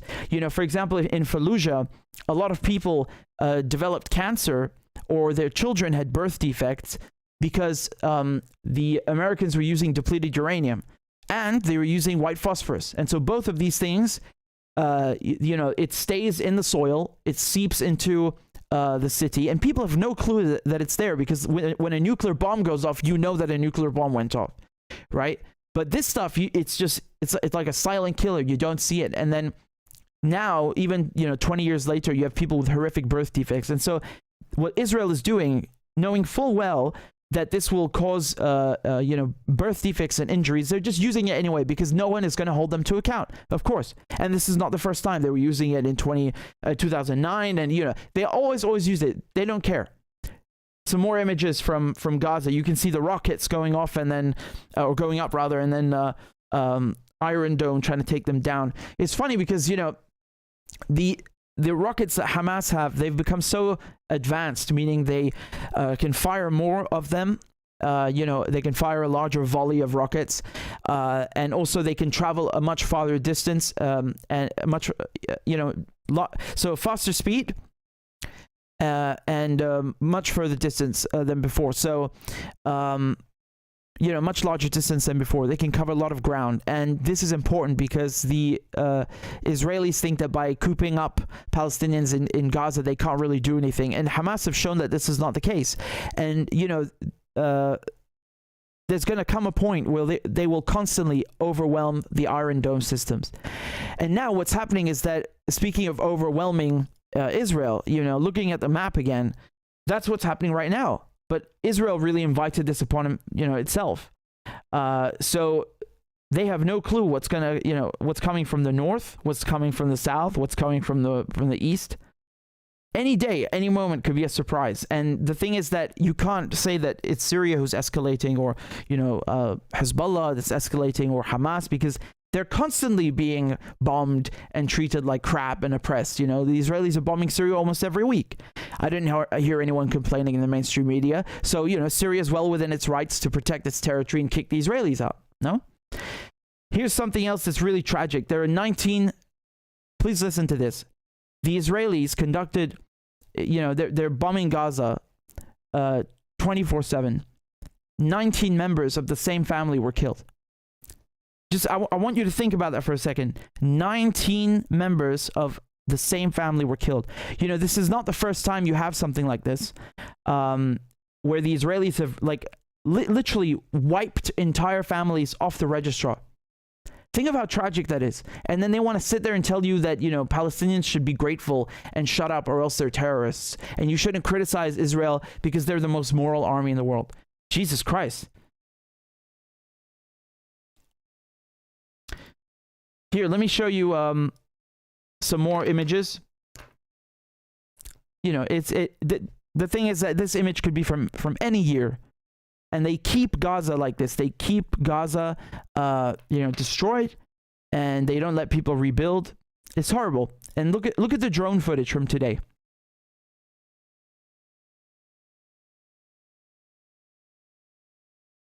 It's like a scene out of an apocalyptic movie, right? Or a post-apocalypse movie. I mean, how can anyone tolerate this? Can you imagine if this were your home, and Netanyahu is sitting there and acting like, oh well, Israel experienced this, and experienced what? Look what you've done. How dare you complain? How dare you complain, right? And it's, of course the Israelis will say, well, Hamas shouldn't have done this operation, and then we wouldn't bomb them. Israel has the right to defend itself. No, Hamas didn't do an operation in 2021. Hamas never did this before, and you bombed it anyway. You bombed Gaza anyway. You bombed it before there was Hamas. You can't win with the Israelis. No matter what you say, they all say, oh, Israel has a right to defend itself. No, it really doesn't, because if this is what defending yourself looks like, then Jesus, I don't even want to know what attacking looks like. I mean, they're such liars, you know. Their propaganda is just unbelievable. How you can manage to do this, you know, to level entire blocks and then pretend you're a victim. My goodness. Look at this. Who can live in that? Who can live after that? Trust me, the Israelis know perfectly well what they are doing. They know perfectly well what they're doing. And when the 2006 war was on, they did the same thing in Beirut. They did the same thing in Lebanon. They sent their planes. You know, they even developed a doctrine, the Dahya doctrine, right? Which is basically, it's named after, you know, an area in Beirut, which the Israelis had destroyed so badly, you know, just like unleashed unbelievable destruction and death upon it, that it was just leveled, you know, they laid waste to the entire place. And so they named this doctrine afterwards, you know, like they're proud of themselves, like they're developing a school of warfare. Yeah, it's called genocide. It's called being so heartless that you think using jets, you know, on a civilian population makes you look tough, or like, you know, I don't even know what to say anymore. There's nothing to be said. Palestinians don't give a shit about Israel's propaganda. And it's funny because the stuff that you hear in the West, okay, the stuff that you know, we hear on the BBC or on CNN, people in Palestine, you know, they're aware of it, but this is propaganda that's more curated and targeted, you know, at Western audiences. Like, oh, you know, if you criticize Israel, anti-Semitic. Well, yeah, the Israelis don't even bother saying these things when, you know, doing their propaganda or aiming whatever propaganda they have at Arabs. There is no propaganda, to be honest. It's just like, it's action. You know, we're going to come bomb you. We're going to make your life hell. We're going to treat you like, you know, a sixth-class non-citizen. There is no propaganda. It's just straight-up violence. They don't even bother. But because the West, the West pays for Israel, bankrolls Israel, and profits from Israel's presence there as a permanent base, well, you know, we'll see how this goes. I think there's going to be further escalation. I think that this is not going to end anytime soon. And usually, yes, Qatar and Egypt and you know, other actors will be able to you know, find a diplomatic settlement or at least a ceasefire. This time, I'm not so sure, really. I'm not so sure. Again, anything is possible, but the way things are looking, you know, what Iran should do right now, what Hezbollah should do right now, the Hashd al-Sha'bi, Yemen, go all in. If you were ever looking for a moment to liberate Palestine, to liberate the Golan Heights, this is it. This is it. I think it would be a missed opportunity. You know, again, no one is saying, you know, war is nice. No one is saying that. The thing is, the idea is to scare the Israelis like the Algerians scared the French, right? 1.5 million Frenchmen went home. Guess what? Because Algeria is not their home. They literally annexed it and made it part of France. Annexed it, you know, and carved it up into départements and so on, like as if it was part of France, you know. And the Israelis have the possibility to leave. So they just need to be convinced that they have to leave and that this is the best for everybody. Because if you really want peace in the Middle East, you get rid of Israel. Israel is a colony. It's a European colony. It has no purpose except to screw with Arabs and to drive a wedge between them. That is its only function. Make no mistake. God, I'm just seeing this thing here. 19 members of the same family. You know, I've watched countless programs on mainstream media. Yes, I suffer for you. And, you know, they'll go and do so many pieces about, oh, this poor Israeli family and you know, oh, this poor person. Like, they'll spend so much time on this, and then they won't even mention this. Yes, I know this is in Huffington Post and AP, but, you know, it doesn't get as much coverage. And, you know, it doesn't... It's not as good as a sob story as, oh, look at the poor Israelis, the victims of Hamas terrorism. Sorry, I forgot to say today, Hamas terrorism. Well, we know who the terrorist is, and the bully is getting a taste of their own medicine. Well, not even close. But it's good to see people defend themselves. I'm happy to see in Niger, for example, process of decolonization, and this is another chapter of decolonization, like actual decolonization, and you're witnessing it in real time.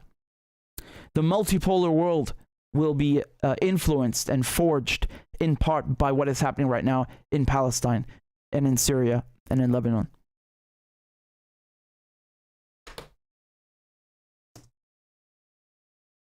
So we have got many super chats. Thank you very much to Amin. Amin says the question of legitimacy of this Zionist Israeli state is baseless, just like that of the Saudi kingdom. They weren't given the land they possess. Occupation by oppression makes them in fact criminal, therefore illegitimate. God bless you, brother. Yes, thank you, and I completely agree with you. You know, just based on the law, you know, on the law, what it says in the UN Charter, what it says in the Geneva Convention, you can kick out someone who invades your country like that. You know, we're supposed to side with the Ukrainians, and the thing is, look, the problem with Ukraine is that NATO is using Ukraine and using it as a pawn against the Russians and driving up the risk of nuclear confrontation, which would screw the whole world, right?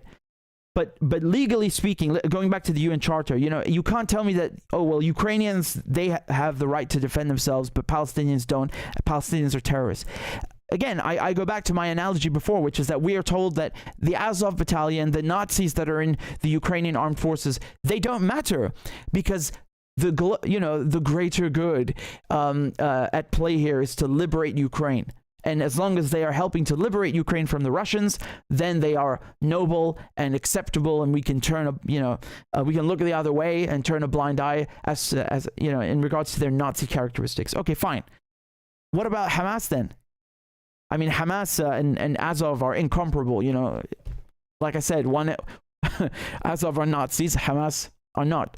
But my point here is that if you're going to look the other way for Nazis and say that their goal of national liberation is just and noble and legitimate, then how can you deny Palestinians the same? On the contrary, they have been fighting this battle for 75 years now. And before that, the British, I mean, it's insulting. It's insulting, you know. So it's just an interesting double standard that we should point out. Thank you for these super chats. And think before you type says 80 to 90% of world Jews are Ashkenazis who come from Europe. The Torah, Genesis 10:3, says they descend from Gomer and Japheth, but not from Shem. Yeah, so I don't recall this particular verse, but Shem is Sam, Semites. That's where it comes from, right? So people who are sons of Sam are Semites. Now, you know, as Think Before You Type correctly points out, Ashkenazis, who are white, or so shall we say European Jews, they're not Semites. I mean, they're not native to the Middle East. I don't care what Netanyahu believes. He's literally, his grandparents came from Eastern Europe. There's nothing wrong with emigrating, but there's something wrong with colonizing. Do you understand the difference? A huge, huge difference. People had no problem. Here, I'll give you the proof. When Palestine was a British mandate, plenty of Jews emigrated there as part of their project to make an Israeli or Zionist state, right? That was their strategy. And then, of course, you had Haganah and Hashemite and so on. There was no problem between Arabs, Muslims, Christians, Jews. I mean, the only problem, that arose is once the Israelis took control of Palestine and wanted to take most of the territory for themselves and deny the natives the actual, Ahl al-Arad or Ahl al-Bayt, the native population, their right and their land, So this is the problem. It's only then that there you had confrontation. And again, the thing is that you have always had Jews and Muslims and Christians in Palestine. What do you think? That's literally where these religions come from. So of course they get along with each other. This is just, they make you think that there's some kind of like inherent rivalry or something between Muslims and Jews. No, there literally is not. There is no such thing. This is just propaganda, so they make you hate Hamas and Palestinians. That's it. Thank you very much to SR Warner, who just joined as a YouTube member. So enjoy your new emojis. I'm going to spam them in the chat. And again, I have some more things to talk about. But before I continue, there we go. Bam. So again, guys, I'm going to ask you, please, if you can afford it, and you like my work, you learned something, you found it informative, you enjoyed it, please consider not just subscribing, but perhaps subscribing on Patreon, where you can donate £2 a month or €1 a month or $10 a month, whatever you like. You can stop anytime and start anytime you like. It's one of the best ways to support my work. You can also send a donation on PayPal, as many of you have already done, and very much and very kindly so. We've got one here from Ali. Ali says, "Hey, just wanted to thank you. Your streams always lighten up the mood. More now than ever that family is in Lebanon and tensions are high. Ahlan wa sahlan habibi." I'm really glad to hear that, and I hope your family stays safe. There is always a worry that if things escalate, the Israelis will be ruthless. But again, I don't think that they will score a tactical victory. And no matter what they do, no matter how barbaric the Israelis behave, they lost the moment the operation began. So that's how it is. Bruce Wayne. Oh, Batman is a friend of the show. Bruce Wayne, thank you for the very generous donation, the very charitable donation, no pun intended, on CashApp. I appreciate it. We also have many people who just joined on Patreon. We've got Kovar, Karen, Hamad, and Maginel. I hope I said your names correctly. Thank you guys very much. I'll play you a crab dance momentarily, and we have another new member on YouTube. This is Kush Clark Kent. Thank you very much. And we also have yes, Baluji the Beluga. It says, "Please start history courses. I could do with some help there. Your knowledge is immense. Thank you." Well, you're very kind, and I like to think, I certainly hope that when we're doing these segments, when I can teach you guys some history, because, for example, what's happening in Palestine, you cannot discuss Palestine without knowing the history. And it's not that difficult to understand. You've got people who came from Europe and stole the land. It's a very familiar and common story.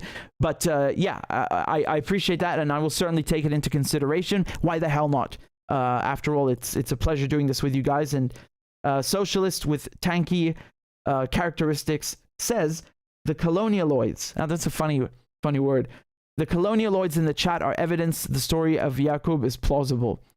Well, people who are colonizers can eat shit. Their opinion does not matter. As I said, Hamas, the Palestinian resistance, the resistance axis, do you think they give a rat's ass what some basement dweller in New York or in England thinks about the Palestinian cause? They don't give a crap. One way or another, it's going to be liberated, inshallah. Right? So, Comrade Supernaut, I cannot read your Russian, forgive me. I think it's Russian anyway, it's Cyrillic, but I'm assuming by the Comrade Supernaut name, you're Russian. I'll try and translate it. In any case, thank you for the super chat. And thank you everybody who signed up on Patreon to support my work. I think we are close to the goal. Let me just double check, and I'll play the crab dance in just a jiffy. So 1 second. Where are we now?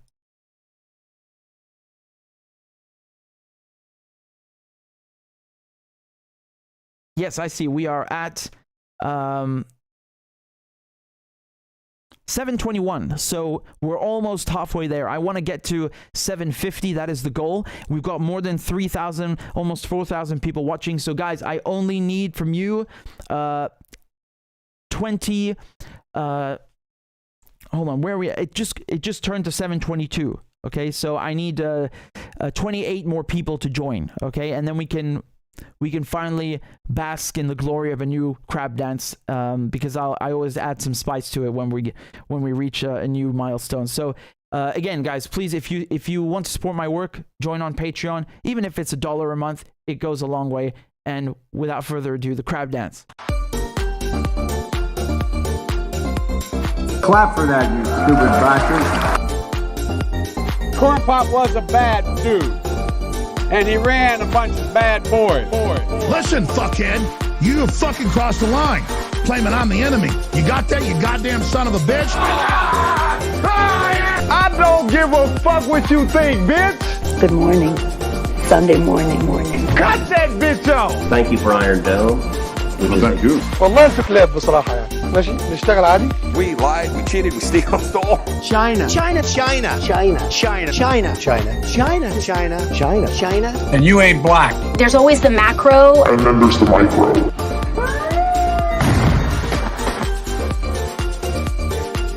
Do not come. Do not come. I'm gonna come. You talking to me? Ladies and gentlemen, I'll have 2 number 9s. A number 9 large. we got him. Because I have to do it myself. I know it's not. I've fallen and I can't get up.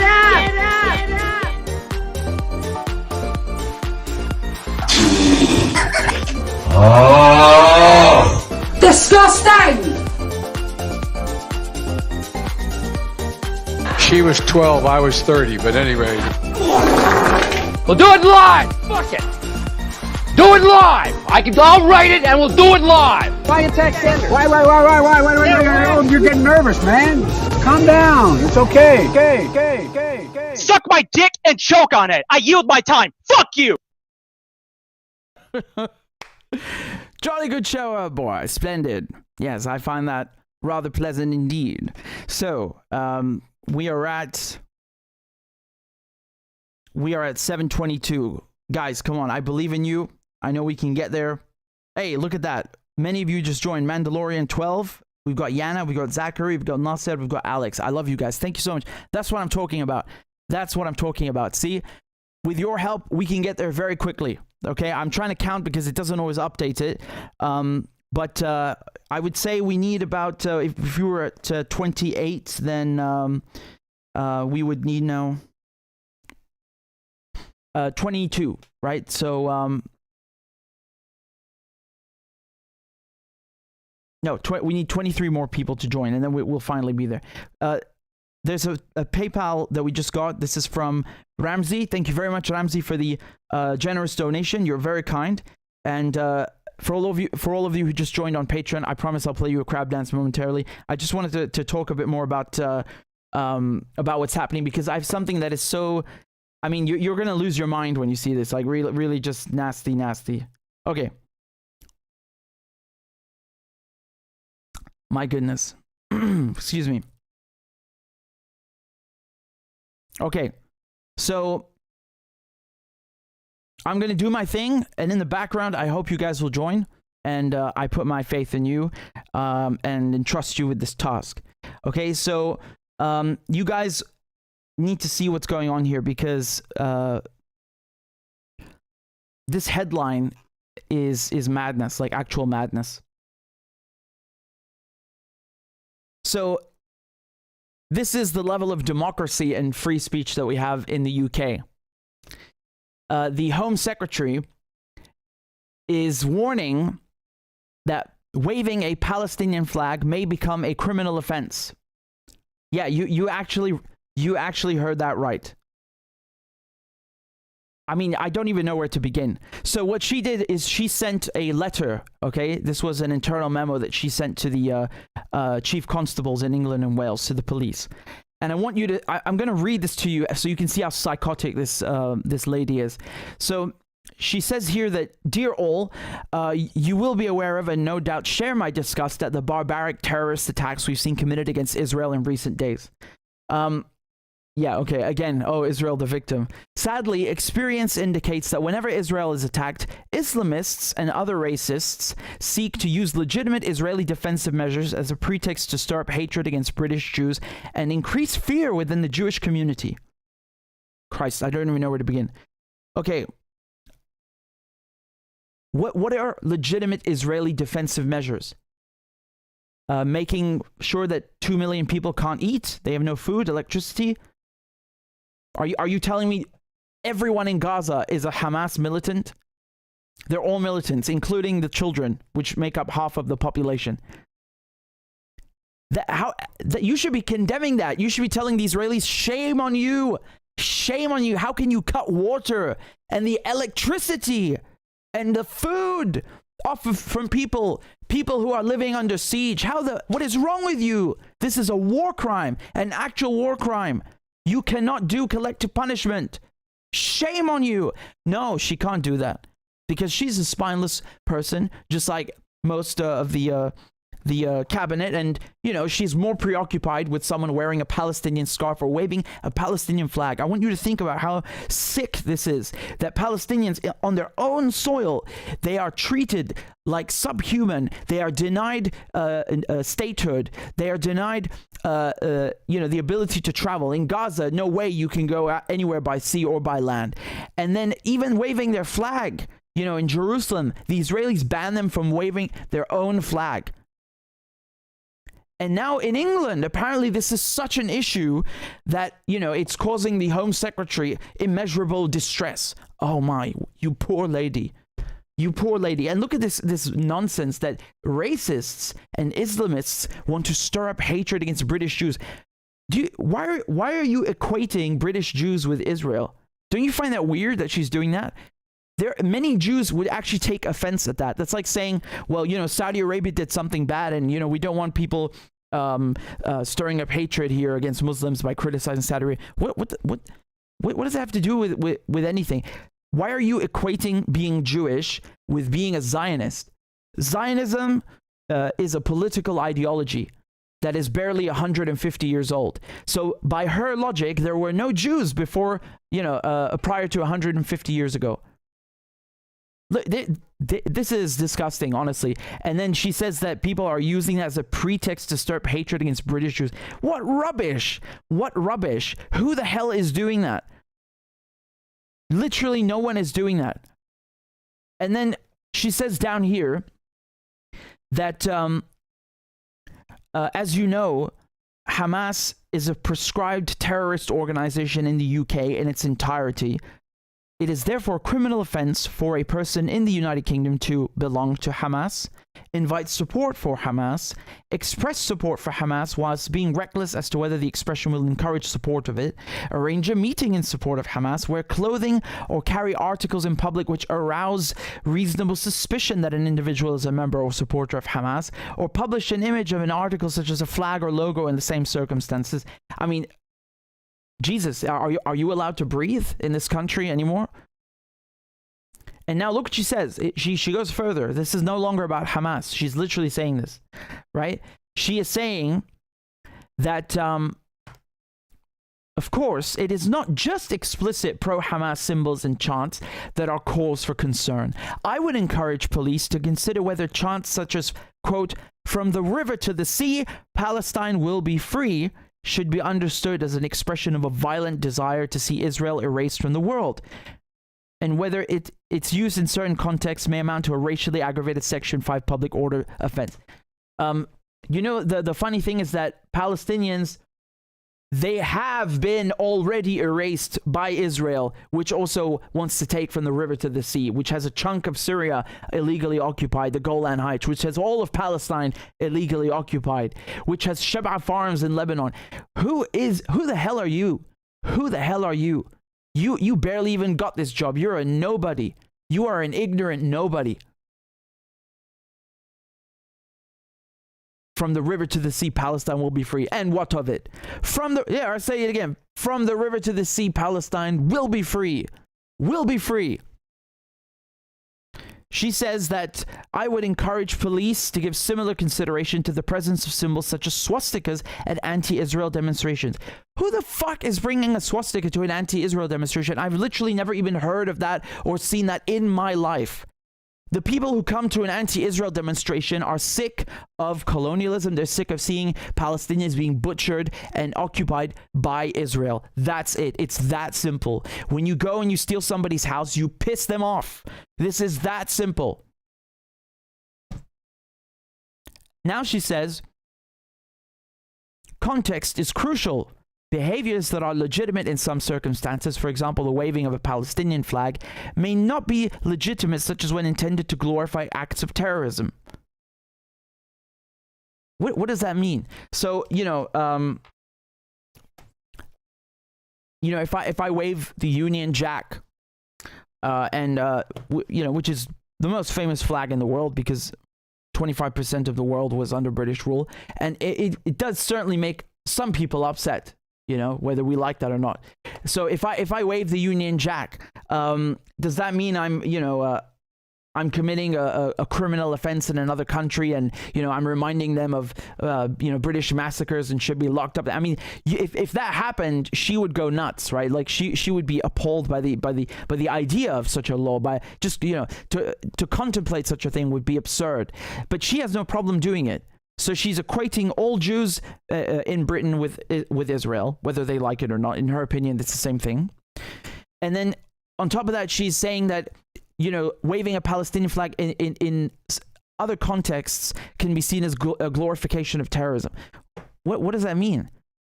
First of all, who decides what is terrorism? And I ask this because the UK has worked with terrorists before and allowed them to do, you know, to run wild. And I'm not just talking about how ISIS fighters were allowed to go to Syria just to wreak havoc. But generally speaking, you know, invading Iraq and then having Al-Qaeda come in and, you know, take over all the...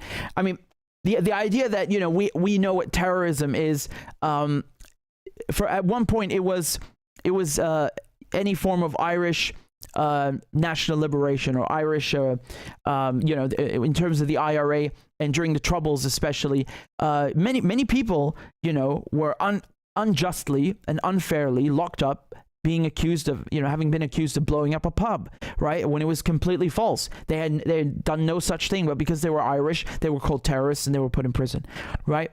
And then, of course, I can tell you the irony that in 1945, so just after World War II, there was no such thing as Israel.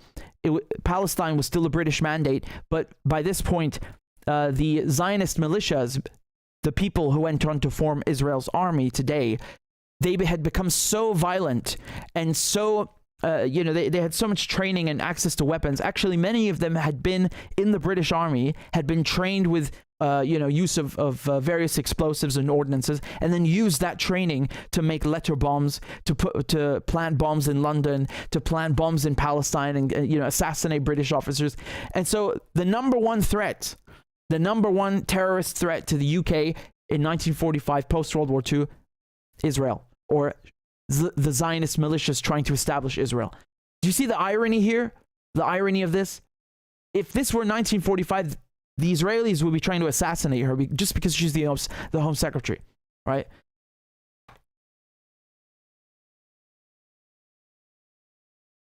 Absolutely ridiculous. You know, this is, again, one of those things where the definition is so abstract and loose that it means, you know, it could mean absolutely anything. You know, any waving of a Palestinian flag, maybe you were in the wrong street, maybe you looked the wrong direction, and then they thought you were glorifying this or that. You know, anything is possible now, because the police can just say, well, you were glorifying terrorism because you had a flag upon you. You know, so this has nothing to do with Hamas anymore, which is already ridiculous because Hamas is a political party in Gaza. It's the ruling party, just like Hezbollah is the ruling party. Oh, sorry, excuse me, is also a political party in Lebanon. Although, you know, I think many people would agree they are the ruling party de facto in any case. You know, without Hezbollah, Lebanon would still be under Israeli occupation. So, you know, the thing is that these are parties that also have military wings. They have to. You know why? Because Israel shits on them. Israel invaded Lebanon, you know, committed horrific massacres. The same thing with the Palestinians. They have no choice but to have militias to defend themselves. What do you expect? They should just roll over and die because, you know, Suella Braverman doesn't want to be offended? Go to hell. You're a fucking nobody. Here's the Prime Minister, another nobody who just happened to go to the right school and thinks he's you know, some hotshot. Scenes that we've seen in Israel over the past 36 hours are truly horrifying. I want to express my absolute solidarity. Man, you're horrified by the last 36 hours. 75 years the Palestinians have been experiencing horrific treatment and horrific hours, day in and day out. For the people of Israel.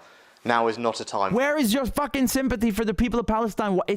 I swear to God, they are so biased towards Israel and aggressively pro-Israel. Before, a few years ago, the prime minister might say, you know, I express my sympathies to both sides. No, now it's just like Palestine does not even exist. I only have sympathy for the Israelis, only. For equivocation, and I'm unequivocal. Hamas and the people who support Hamas are fully responsible for this appalling act of terror, for the murder of civilians and for the kidnapping of innocent people, including children. I've just spoken with... Okay, are you gonna condemn... Here, I'm gonna start being like these pathetic BBC and Channel 4 journalists. Are you going to condemn Israel's kidnappings of young boys and men in Jenin and Nablus, and the various raids that they do all the time? How many times have I come on here and covered them for you? You know, they even killed Shireen Abu Akleh, the Al Jazeera journalist, while she was covering the goddamn thing. You know, like just being there as a journalist, they shot at the whole group. It wasn't just her. They opened fire at a group of journalists. That is what Israel does. That is what Israel, is by its very nature. It's a violent colony, a violent, disgusting colony. And unfortunately, it was created by Britain. Prime Minister Netanyahu to assure him of the UK's steadfast support as Israel defends itself against... Some Israeli prime ministers could not visit the UK because they would have been arrested on terrorism charges, actual terrorism charges, because they assassinated British officers. Just a little fun fact for you. These appalling attacks. We will do everything that we can to help. Terrorism will not prevail. The scenes... Here's another one, you know. There are not two sides to these events. There is no question of balance. I stand with Israel. The people who support Hamas are fully responsible for this appalling attack. They are not militants. They are not freedom fighters. They are terrorists. Sounds like Margaret Thatcher talking about the IRA. Shut up. Seriously, shut up. You are so pathetic. Again, Suella Braverman, Rishi Sunak, you know, they are children of immigrants, and they think that because, you know, they want to be accepted by the British ruling elite so badly, and they have been, because that's why they've been given positions of power. Otherwise, they would have never been placed there. You know, they want to speak like the master, the master meaning the white political elite in Britain that has, you know, always ruled. They want to mimic them so fucking badly, you know, that they become even more avid believers of the anti-Arab rhetoric, the pro-Israel rhetoric. Funny how that changed in a few decades, right? You know, they are like just like good doggies, you know, good poodles, good parrots. They will copy paste it and believe it even more than the master sometimes, even more. Uncle Tom's, right, comes from days of slavery, where you would have, one of the slaves who would live with the master in the house and keep the other slaves in line. So, you know, basically what he's doing, even though he's of Indian origin, he is helping him and Suella Braverman, by the way. They're making sure that other people just like them, who also want to come emigrate to the UK and have a good life, cannot do that. Right? It's called pulling up the ladder behind yourself. Pulling up the ladder after yourself. That's what it is. You know, like you get up and then you make sure nobody else can come in. And then, of course, you know, exporting the same bullshit pro-Israel. You know, I'm sorry, but if you're pro-Israel, you're pro-terrorism. There's no way to describe Israel's behavior as anything other than terrorism. And I don't even like using the word because it's so diluted by these clowns that it doesn't mean anything. But, you know, you certainly catch my drift, yes? The days and weeks ahead will continue to be very difficult. But when we say that we stand with Israel, we mean it. Not just today, not just tomorrow, but always. And I will stand with you, the British Jewish community, not just today, not just tomorrow, but always. Am Yisrael. This is why people hate us across the world. This is why people hate Britain, because we are like this. Because we are just, you know, we support oppressors, or we do the oppressing. This is why people hate us, and they hate the Americans.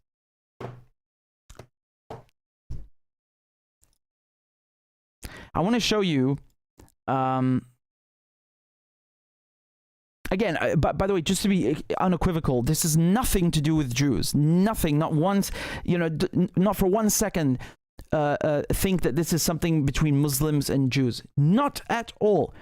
You have European Jewish settlers who are Zionist, meaning they want a Jewish ethno-state in Palestine, in the Middle East, who have come there, they've settled, they've stolen the land from the Palestinians, they massacred them in 1948 in the Nakba, they expelled hundreds of thousands of them, and they just took their homes, and they pretend that they are the natives of this land. We were here 3,000 years ago. No, you weren't. I don't know where the hell I was 3,000 years ago. Nobody does. You're literally, you've emigrated. And again, nothing wrong with that. But then you're pretending to be a native, which is what the French, did in Algeria, les pieds noirs. They just they're delirious. They insisted that this is their country and they are native to it.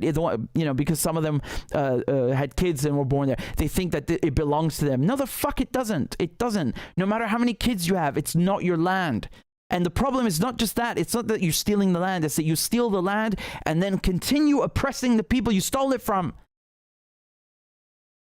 Let me show you how insulting, how absolutely wretched the presenters were on Channel 4 to the Palestinian ambassador. He literally just lost 6 members of his family killed by Israel in an airstrike. Look at how disgusting they are. Look at how they speak to him. I don't even know what to say. I don't even know what to say. Now, of course, there's more than 800 dead in Gaza, including members of your own extended family. Do you know what happened to them? They were just sitting at their home and they were simply bombarded. Their entire building was brought down. My cousin, Aya, her 2 children, her husband, her mother-in-law, and 2 other relatives died immediately, were killed instantly. And 2 of her youngest children, a twin, 2 years old, are now in intensive care. This is truly heartbreaking. And the issue here, Kirsty, is that they have no bankers, they have no Iron Dome, they have nowhere to go. They are simply sitting ducks for the Israeli war machine. I'm sorry for your own personal loss. I mean, can I just be clear, though? You cannot condone the killing of civilians in Israel, can you? Nor the kidnapped families. No, we don't condone. And you bitch. He's just telling you Israel killed 6 of his family members, and the first thing out of her fucking mouth is, but you can't condone the killing of civilians in Israel, right? Fuck you and fuck Israel. Who gives a shit? Who gives a shit? Do you not just listen to what he said? Look how robotic they are. They're so inhumane. They're so ghoulish. They have no feelings. It's just this goddamn conditioning. But you do condemn Hamas, right? You do condemn Hamas, right? You're condemning Hamas, right? You don't condone Hamas, do you? You condemn Hamas? Please condone Hamas. Don't condone Hamas. We are very clear, Kirsty. We reject any targeting or harming of civilians from all sides. And you are talking to a Palestinian representative, official, the ambassador that I represent my government, the PLO, the national movement of Palestine, and we have been committed to this for 30 years, not just today or yesterday, for 30 years. Since the signing of the Oslo Accords, we have committed to non-violence, we have committed to negotiations, as you know. Yes, and so this is nothing new. That's why this question... Yeah, and what did that get Palestine? What did the Palestinians get out of that? 0. As a matter of fact, they're even worse off. They're worse off. So he's literally telling her, bitch, I'm the ambassador.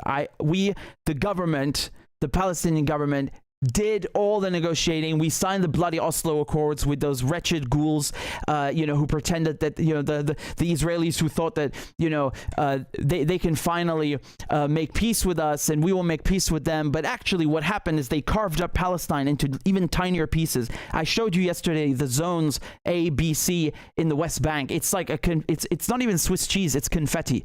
it's actual confetti. How you can look at that and call that a country or a diplomatic win is lunacy. You have to be delusional. And I'm not saying he is. On the contrary, he is so diplomatic. I respect him really, really very much, because she just insulted him, you know, by glossing over the fact that Israel killed members of his family, and he remains cool, right? I don't have his patience. It's not my job also. It's not my job to be diplomatic on here, always.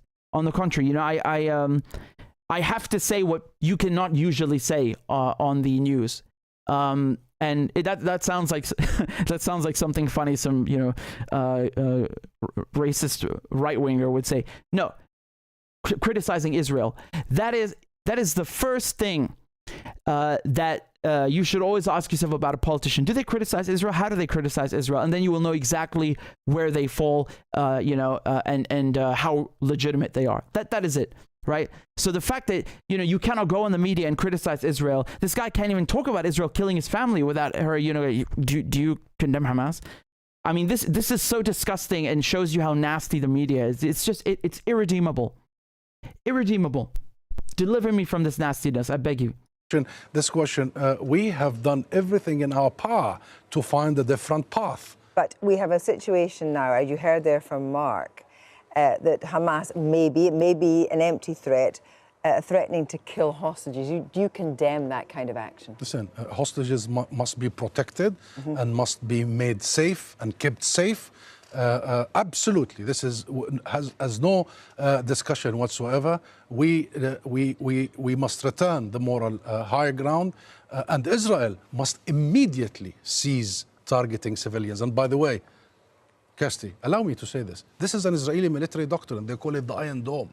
Whenever there is such an incident, they go after the civilians to pressure the fighters. So you've heard one of the Israeli Well, we know there's been a lot of strikes just 2 minutes ago. He wanted to starve the people in Gaza. He wanted to cut electricity and water. These are war crimes, collective punishment. So there is a possibility that both the UK and the European Commission will cut aid to Palestinians.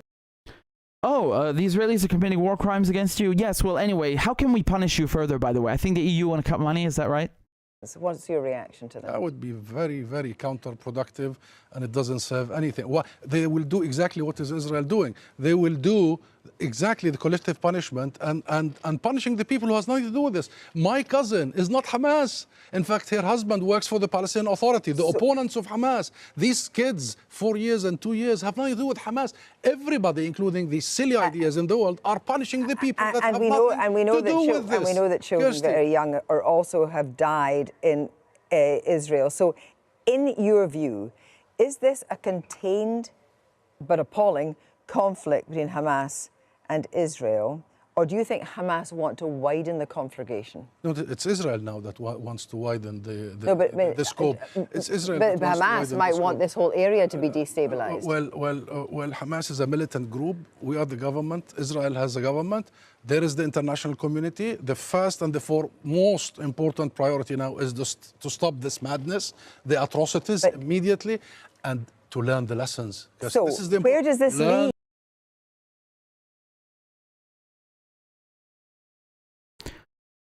God, I don't even know what to say. I really don't. Here's another one. Again, is the Palestinian ambassador to the UK. The Palestinian Authority going to do about today's attacks? You know, the media would invite me when an Israeli is harmed. But why wasn't I invited to discuss the murder of a Palestinian boy or girl only in the last 48 hours? Why is it always when Israelis are harmed? Now, this is also about how this whole conflict is perceived. When the international media will stop portraying this as a clash or as confrontation, not as a people under oppression that has the right to resist illegality. Every life lost is a tragedy. And we know this best, we the Palestinian people, because only this month, 11 Palestinians were killed by the state-sponsored occupying army, including 5 children. We have been set on focusing on the root cause of all this, set on how do we break away from this 75-year-old deadly cycle. What is the Palestinian... Again, literally the first thing, like, what are you going to do to be more submissive to us? Yes? They just want to humiliate anybody who is pro-Palestine, and it's not even a pro-Palestine thing. It's just like someone who is sane. Someone who is sane, who can see that you have an oppressor, you have a colony, and you have oppressed people, you have colonized people. It's not anti this or pro that. You are, calling out the truth, being sane. Really, it's disgusting. It is so ignorant and disgusting how wrong they cover this issue. The Palestinian issue, and again, it's not just Palestine. Even it's Palestine plus what Israel is occupying in Syria. The atrocities that the Israelis committed in Lebanon. Jesus, the list is endless. The list is endless. And people wonder why countries become, more authoritarian, more restricted, isolated, closed off. Well, of course, when you have the Israelis that are constantly trying to attack you and destroy your government, and remember, one of the Israeli spies in the Cold War almost became the Syrian defense minister before he was caught and then executed. Okay, so if you think that there's no threat from Israel, you're wrong. My point is that, this makes countries become authoritarian because they have to, trample on people's freedoms. And then even if it's not true that they need to do that, they could still use it as a pretext, right? Which you see often in the West, where they use something as a pretext to take away people's civil liberties and so on. But in the case of Israel, and Syria, it's no wonder these countries become isolated, more authoritarian, or they can't enjoy the same things as before, because you have an enemy living next door who's trying to destroy you, who is destroying you. I'm sorry, but no one is obliged or obligated to tolerate Israel. No one. Israel can go to hell.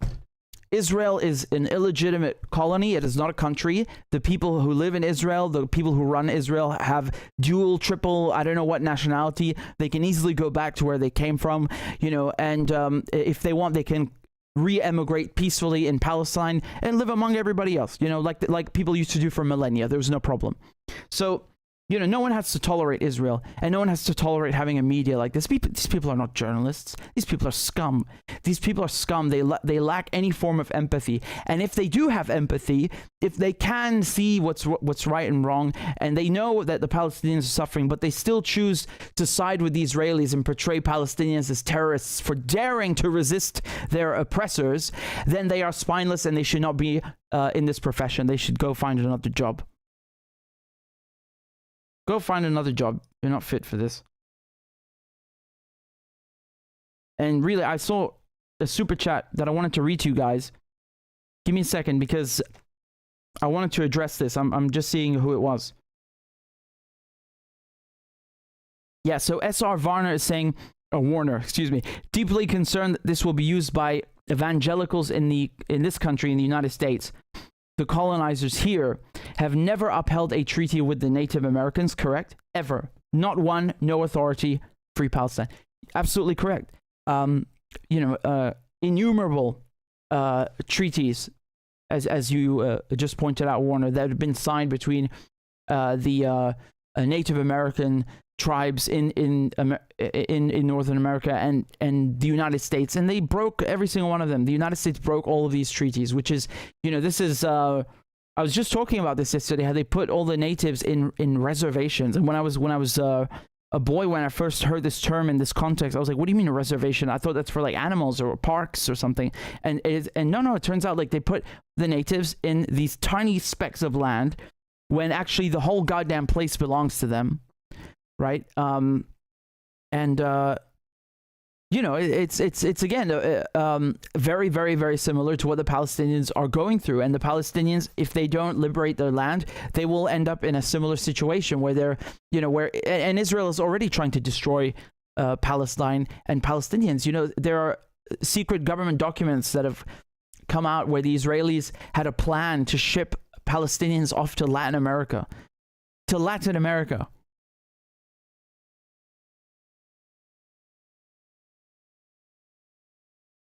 You know, if you said you wanted to do that with the Israelis, to ship them off to Latin America, Jesus Christ, they would never shut up. You know, they'd come up with a million things. Oh, you're anti-Semitic. Oh, ethnic cleansing. Oh, but it's fine when you do it. It's fine when you want to ship out Semites, you know, actual Semites, people who are Palestinian or Arab. You want to kick them out of their homes again and again and again. How many times? Like, I'm sorry, but this is like, it's so. You mentioned evangelicals, Warner, and you know, I really think it's important to get this across to Americans or evangelical Americans who think that, you know, being a Zionist or liking Israel is something Christian.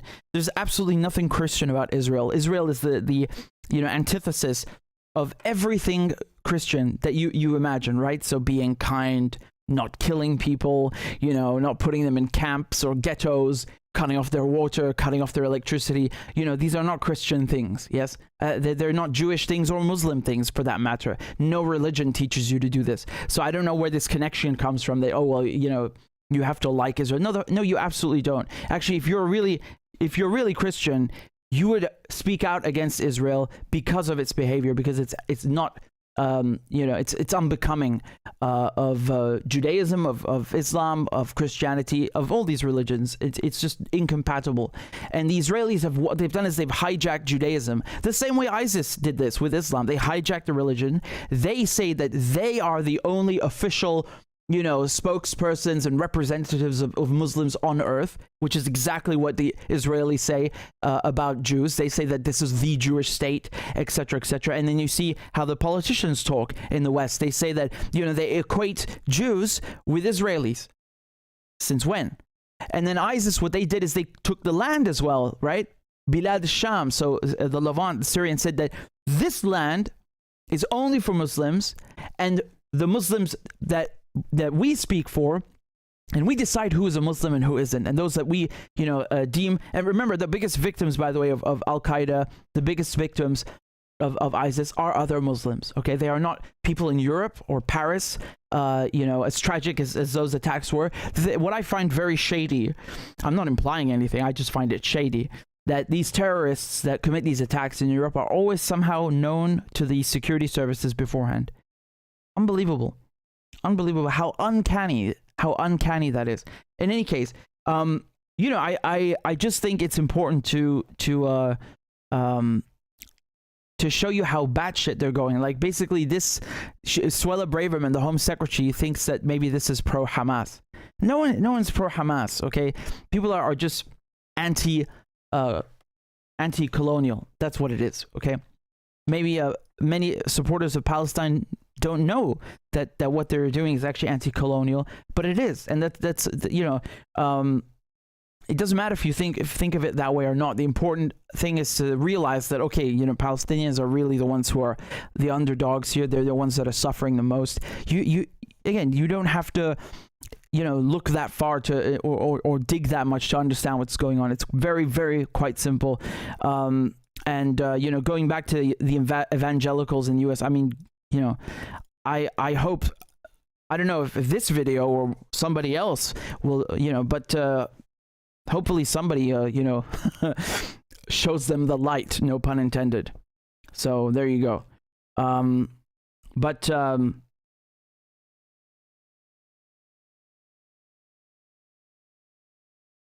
in any case,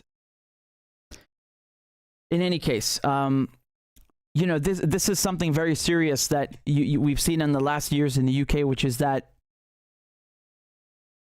you have the Home Secretaries. So again, for those of you who don't know, the Home Secretary is basically the Minister of the Interior, right? So they what they're doing is they're passing these laws where, you know, they always do it in the name of fighting terrorism, but actually what it's about is giving the government more powers to do whatever the hell they want, right? So, for example, the Nationality and Borders Bill, they said, well, we have to have this because then if somebody is convicted of terrorism or a suspected terrorist, we can withdraw their nationality and remove their British citizenship, right? So the thing is, you know, people, when they hear that, they might be thinking, yeah, well, they deserve that. You know, whoever that person is, if they're a terrorist, then they deserve to have their nationality taken away.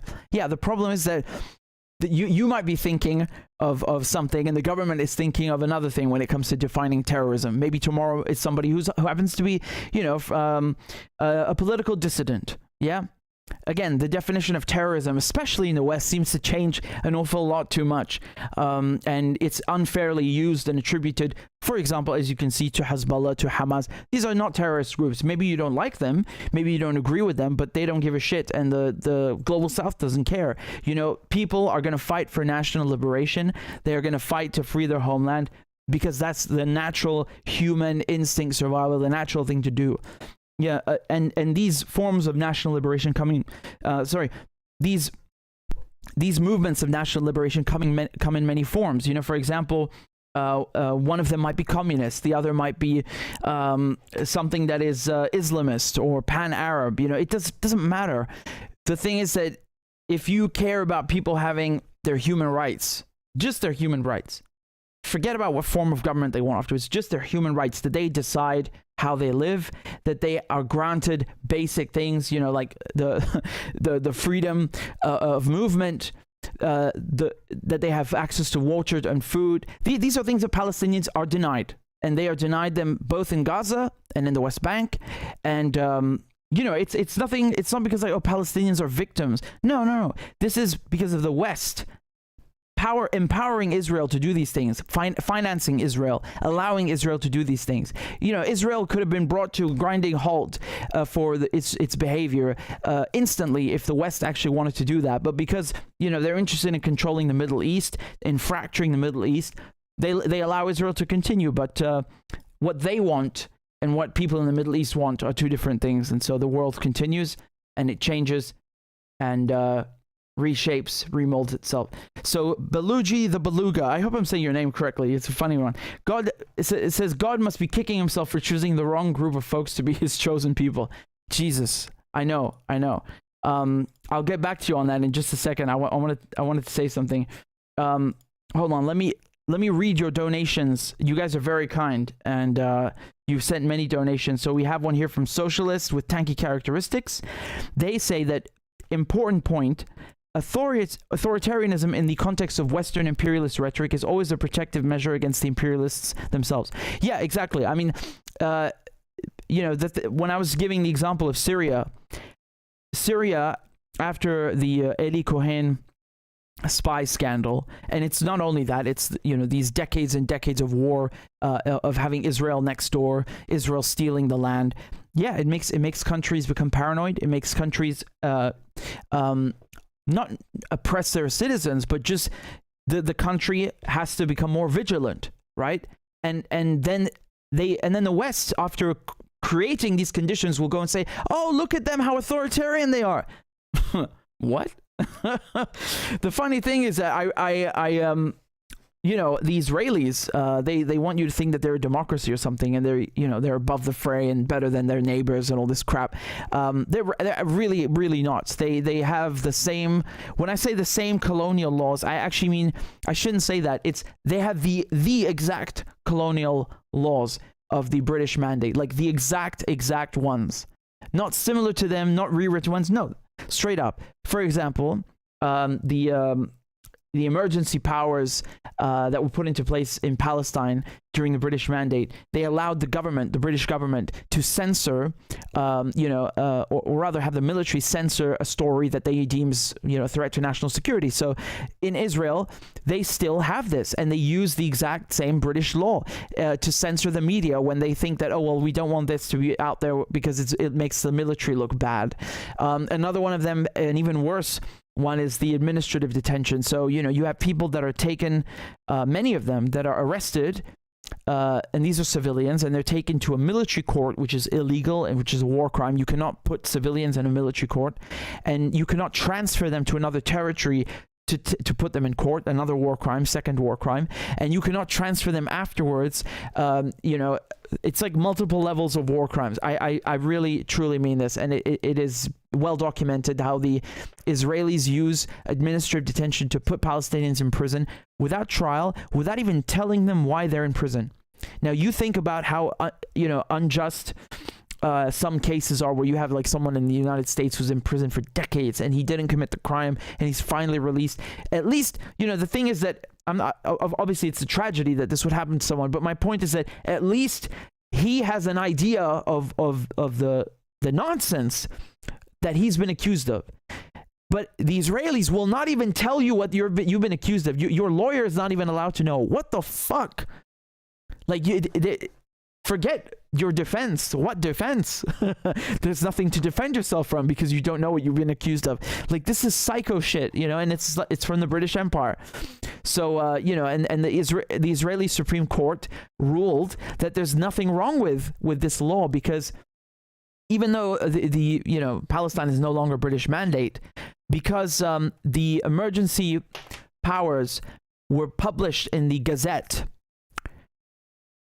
and the British government, because the empire was crumbling, did not rescind or cancel the emergency powers through the same Gazette. Therefore, they are still in effect, and Israel can use them. Wow, some lawyers they have. Anyway, thank you, Johnny, for joining on YouTube. I appreciate that very much. Enjoy your new emojis. Let me spam some of the Palestinian flags in there. And thank you very, very much. We also have some tips on Rockfin. Thank you to... Hold on, let me see. Oh, there we go. It's Daria. Thank you, Daria. It says Benghazi has communication blackout since Friday. Any connection to the war in Palestine?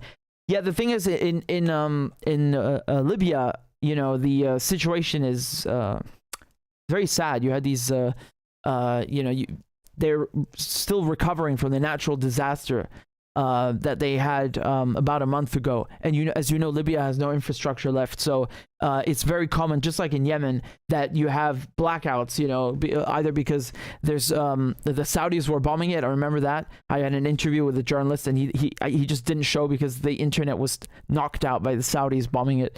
But of course, in Libya, the thing is that you know, there is no government. They're still fighting over who is going to rule it. Like, you know, what are we, 11 years now after Gaddafi's been killed? Look what they do to these countries. So I don't think it's connected to Palestine. Not that I know of, but, you know, at the end of the day, it's the same actors that create these situations, isn't it? Thank you for the super chat on Rockfin to Doreen. I appreciate it. And we also have some on YouTube that I wanted to read to you guys. Give me a second. You guys have been showering me, huh? You've been showering me with these things. I can barely keep up. YLI says, hi, Richard. Can you explain what redeems Hamas? They're a resistance group. They fight for a Palestinian national liberation. That's it. Period. You don't even have to agree with them or like them. Again, I can give you another example. If you look at what the resistance axis is made up of, you know, you have Syria, which is a secular country. You have Iran, which is an Islamic republic. You have Venezuela, which is in Latin America, right? A socialist country. You have Hamas, who are, you know, Muslim Brotherhood or Pan-Islamist. You have Hezbollah, who are, you know, Lebanese, predominantly Shia. What do they have in common with each other? Nothing. You know, nothing. The only thing they have in common with each other is their foreign policy, and particularly getting Israel and America out of the Middle East, which is their right. Why? I mean, you have somebody who's coming in and installing themselves there, you know. So my point here is that you don't have to like or necessarily agree or pursue the same domestic policies or, you know, form of government as your allies. And I think this is a very good example of that. It's a mature alliance, and it works.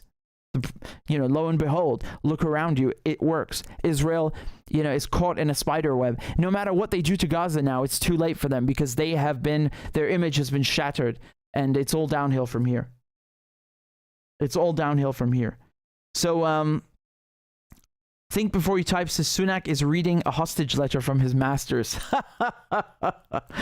yeah, it's funny, man. Really. Do all things with love, says, but the Uyghurs, they say. Well, look, there are some Uyghurs in Syria, in the Turkmenistan, Islamic Party. So this is TIP, and it's funny again, this loose definition of terrorism, because the Trump administration removed them from the list because they want to use them against China and Syria. You know, again, details. They're just details.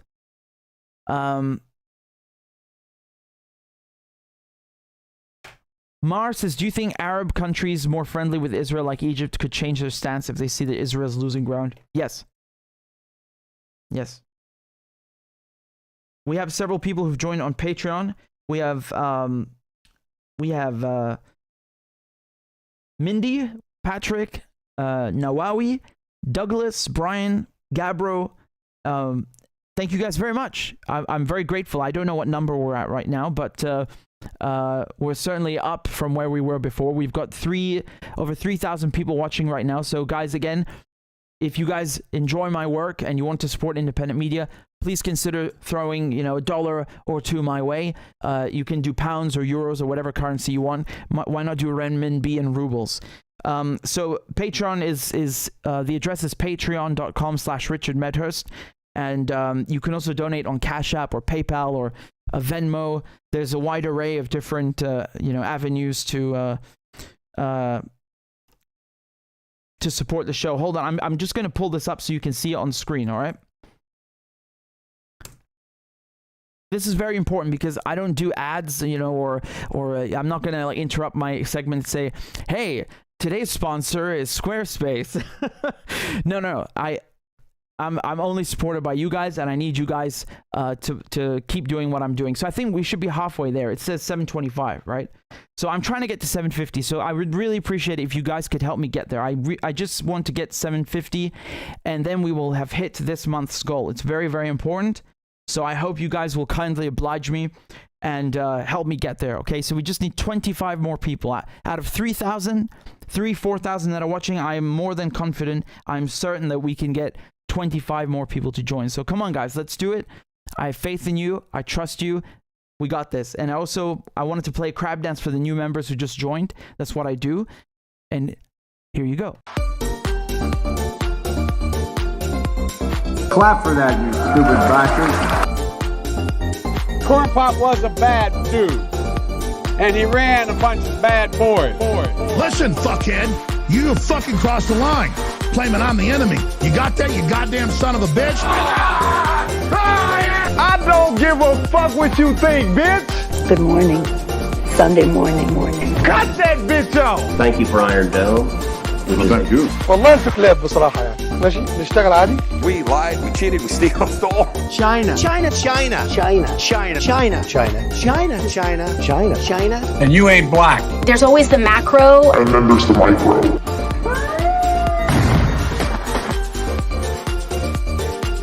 Do not come. Do not come. I'm gonna come. You talking to me? Ladies and gentlemen, I'll have 2 number 9s. A number 9 large. we got him. Because I have to do it myself. I know it's not. I've fallen and I can't get up.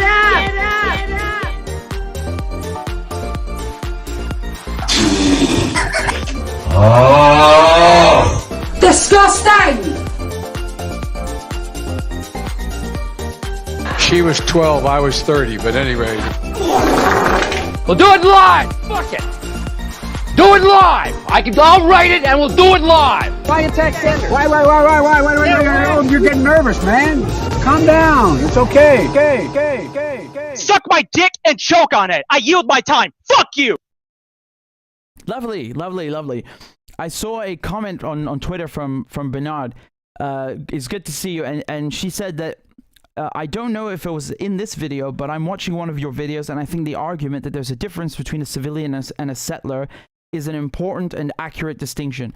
Yeah, that's another thing that the Israelis want, don't want you to know. And keep in mind, the Golan Heights, for example, that belong to Syria, and Israel has illegally annexed since they annexed them in the 80s, so 1980, and then Bennett, who was the prime minister just before Netanyahu now, for a while anyway, he said, in public, like it was in the paper, that he wants to double the number of Israeli settlements in the Golan Heights. Once again, this is a war crime. When you move your population or people into a territory that you occupy with the clear intent of replacing the native population, and you also move the native population out. So, for example, if the Israelis came in and they didn't bring Israeli settlers into the Golan Heights, but they moved the Syrians living there, that's a war crime. That's ethnic cleansing.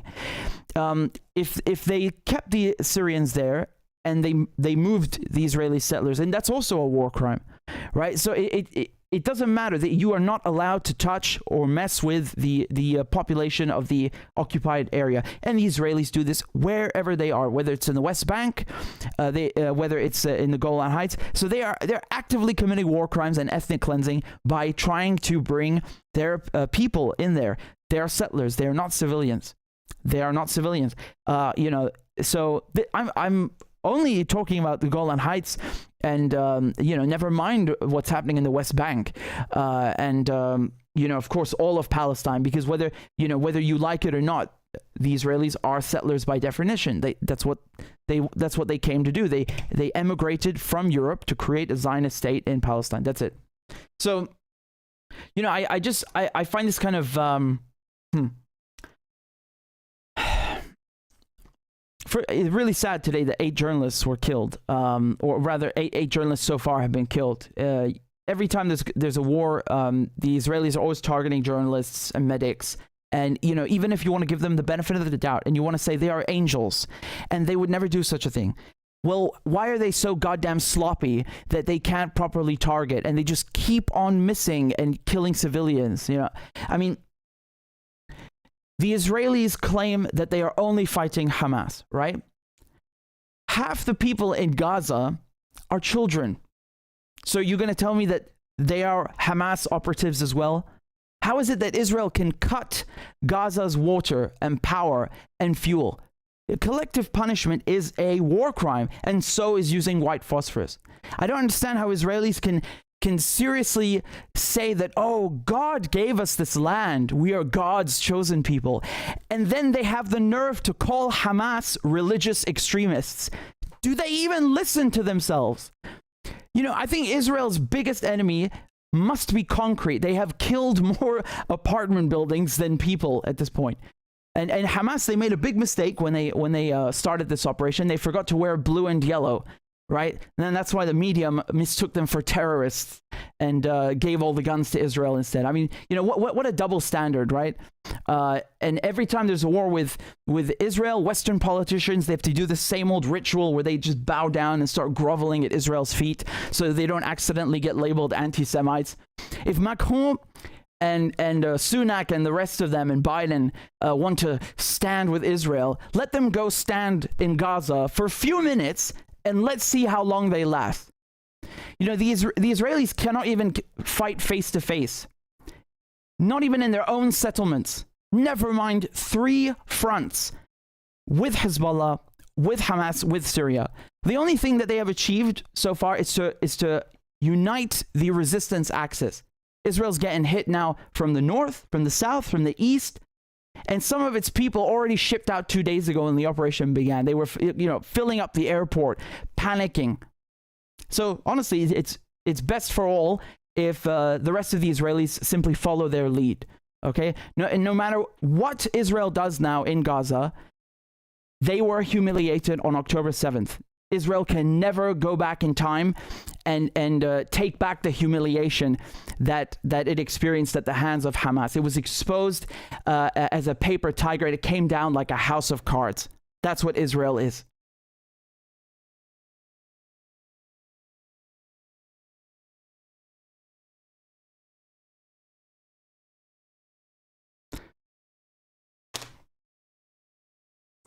So again, thank you guys, all of you, for tuning in. We have a donation here on CashApp. This is from Jennifer. She says, keep up the great work. Thank you, Jennifer. And we have one here from on PayPal from Louis. It says to continue offering factual quality news. Much obliged, my good sir. And I will do my best and always endeavor to come through for you guys, especially with the regular streams. I'm going to be doing streams every day as long as this is going, because you know, when the wars start, they turn up the propaganda, so I have to turn up the propaganda debunking. Willis, thank you for the super chat or the donation rather on PayPal. And we have another one over here from Evgenia. Thank you very much. Thank you. So thank you, Joseph, Sean, Crystal, Ronnie, for joining on Patreon. I don't know how much closer we are now because it takes a while to update. I think we should be 20 people away now. 20 people away from hitting the goal. So again, guys, if you want to support my work, sounds like if you want to be my lover. No, if you want to support my work, Patreon is the way to go. So is YouTube. You'll get these cool emojis and so on. In any case, thank you guys for tuning in. Take care. Ma salame. Bye-bye. And I'm going to play a last crab dance as we're doing this. Okay, yalla. Clap for that, you stupid bastard. Corn Pop was a bad dude, and he ran a bunch of bad boys. Listen, fuckhead, you have fucking crossed the line, claiming I'm the enemy. You got that, you goddamn son of a bitch? I don't give a fuck what you think, bitch. Good morning. Sunday morning. Cut that bitch off. Thank you for Iron Dome. Thank you. والله في كلاب بصراحة يعني. ماشي نشتغل عادي. We lied, we cheated, we stole. China. And you ain't black. There's always the macro. And then there's the micro.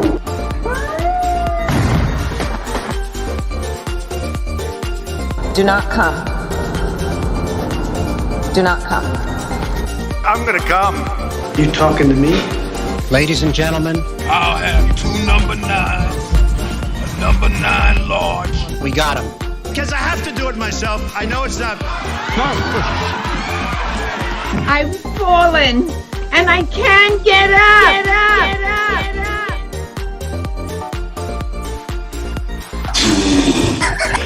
Oh! Disgusting!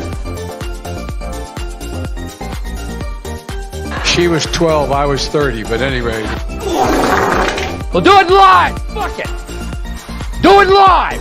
I'll write it and we'll do it live. Why you text Sanders? Why? You're getting nervous, man. Calm down. It's okay. Okay. Suck my dick and choke on it. I yield my time. Fuck you. I'm sorry, I had to have a last laugh at this. It's so funny. I love the crab dance. God. Claudia, did you add a fart noise in there? Every time I hear the crab dance, I feel like I'm hallucinating. Okay, but guys, remember, when I go live, I want to make sure that you know I'm live. So there are 2 options. You can click the bell, the thing that looks like a bell, the bell icon on YouTube, and then you hit all notifications. So that way, whenever I post a video and whenever I go live, you will get a notification through the app. If you don't want a notification through the app and you want it by email, which is, you know, the other best alternative. So, or rather the best alternative, period. There's a box here, okay? Simple form. It's RichardMedhurst.substack.com. I'll put the link in the chat. You literally just type your email and hit subscribe. I don't do newsletters. I don't sell you crap. I'm not going to message you at all unless I'm going live, period. That's it. I'm not going to ask you for money. I'm not going to ask you to do anything. I don't like spam, and I wouldn't like it if, you know, if I was spam. So only when I go live, I send you a link, period. And once in a while, when I'm doing written articles, then I post them on Substack, and you might get notified. But I use this mainly as a vehicle for notifying you when I go live. So those are the options, okay? It's Substack. I'll put the link here in the chat. So again, it's RichardMedhurst.substack.com, and you just type your email and hit subscribe. And there's also on YouTube. If you're new here, by the way, subscribe please on the channel. Whether you're watching on Rockfin or Odyssey or Rumble, you know, it's good to have you, and I'm glad you found the channel. Again, if you want to get notified through YouTube, there's the bell icon. So anyway, that's it. Take care, guys. Ma salame. Bye-bye. I love you. So you have another terrorist attack in Ukraine. This time it's the Kakhovka Dam. And the first thing the media do is blame the Russians. So let's see why the Russians would do it. They control the dam. They control the region. They need the dam to funnel water to Crimea, which is also under Russian control. They literally have zero motive. There is no motive. You know, the Washington Post in December published an article showing how Ukraine targeted this dam using American missiles, using the HIMARS system. They actually fired a missile at this dam to test if they could flood areas. Sound familiar? This is the same thing that we saw with the Nord Stream pipeline attacks, right? The first thing the press do is let's go and blame Russia. And now, almost a year later, the Washington Post finally admits that Ukraine, not Russia, Ukraine blew up the Nord Stream pipeline. This is something that I, myself, and others have been saying since the very beginning. Anyone with half a brain knew that it was not Russia. Russia would not blow up their own pipeline. But, you know, this was dismissed as a crackpot conspiracy theory that NATO would maybe do this or Ukraine. No, that's Russian propaganda. And another example, the Nazi patches. This week, the New York Times also finally admit that Ukrainian soldiers en masse are wearing Nazi patches to the point that Western journalists have to ask them to hide the patches before they take photos of them. I mean, this is despicable on another level. And then later they claim that these are authentic photos. This is not journalism. This is curated propaganda. So are the New York Times and Washington Post doing propaganda now, right? They're doing Russian disinformation. These people are not doing journalism, all right? You guys are a year late. Only publishing the truth when nobody cares anymore. That's not journalism, okay? They are the ones doing disinformation. They are the ones doing propaganda.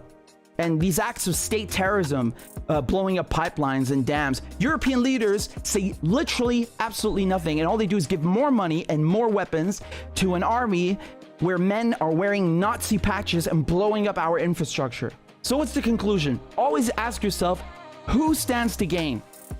Whether we're talking about the Crimea Bridge, Nord Stream pipelines, or the Kakhovka Dam like today, always ask yourself who stands to benefit, and you'll find the answer, you'll find the truth. So everyone's talking about how Donald Trump has been indicted under the Espionage Act. But what a lot of people don't understand is that the Espionage Act is a law that has always been used in the United States as a political tool to silence opponents. It was crafted in 1917, so during World War I, and one of its most famous victims was Eugene Debs. He was given 10 years in prison and stripped of his citizenship because he gave an anti-war speech. Ellsberg, Manning, Kiriakos, Snowden, they were all charged under the Espionage Act as well, and none afforded a public interest defense. Yet another reason why the Espionage Act is a political tool to silence whistleblowers, quite literally, even in court. Even worse, it's also being used to threaten Julian Assange, a publisher, with almost 200 years in prison. So many people are upset about Trump putting classified documents in the bathroom. I wonder if they care just as much about freedom of speech and press freedoms. Trump definitely put America's national security at risk, not for bringing home documents, but assassinating Soleimani, the equivalent of Iran's defense minister. How come Trump's critics never attack him for actual crimes, like putting illegal sanctions on millions of people or stealing oil from Syria? We're keeping the oil. We have the oil. The oil is secure. We left troops behind only for the oil. If you love Ukraine, if you care about Ukraine, depleted uranium is the last thing in the world that you would tell them to use. If you look at what the United States have done, everywhere they've used depleted uranium, it's like dropping a nuclear bomb, and actually worse in other ways. Just to give you an example, in Fallujah in Iraq, guess what? 10, 20 years later, there are people in Fallujah who are being born with cancer. And it's so bad that you have higher rates of birth defects and congenital heart disease in Fallujah than you do in Nagasaki and Hiroshima. In Nagasaki and Hiroshima, you knew that there was a nuclear explosion and you had to get the hell away from there if you could. The thing is, the people in Iraq didn't know what the Americans had put in the tank shells. You know, they dropped so much white phosphorus, they used so much depleted uranium. The people living there have no clue about this. You know, the war is bad enough without knowing that, you know, if you live there and you stay there, you're going to get cancer, and your kids are going to be born with these massive nightmarish birth defects. And now they want to bring this literally cancerous thing, depleted uranium, and use it in Ukraine.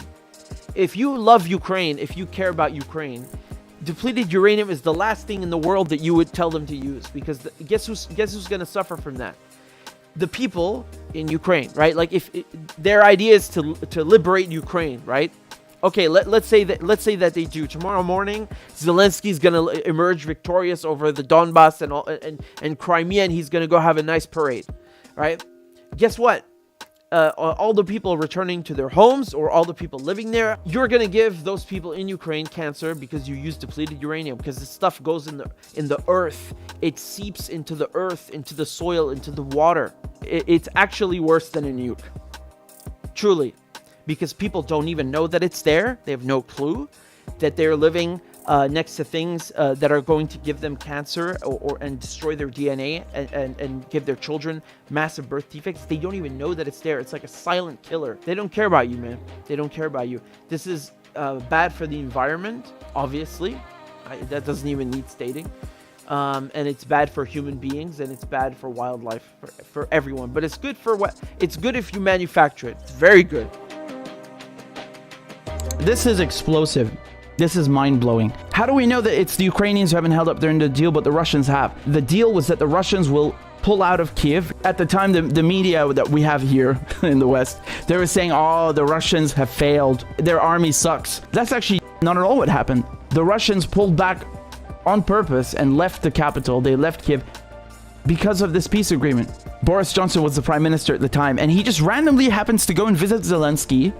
And he tells Zelensky, drop out of the peace negotiations, drop out. Zelensky did what Boris Johnson told him to do. Angela Merkel, who is the German chancellor, she says that in the end, the Minsk agreement, it was just a ruse in order to buy time for NATO to arm Ukraine. This means that, once again, you cannot take Western leaders and diplomats seriously. The Russians are done talking. This is the conclusion that I draw from this, because they have had it up to here with Ukraine and their backers and guarantors, you know, just playing games with them.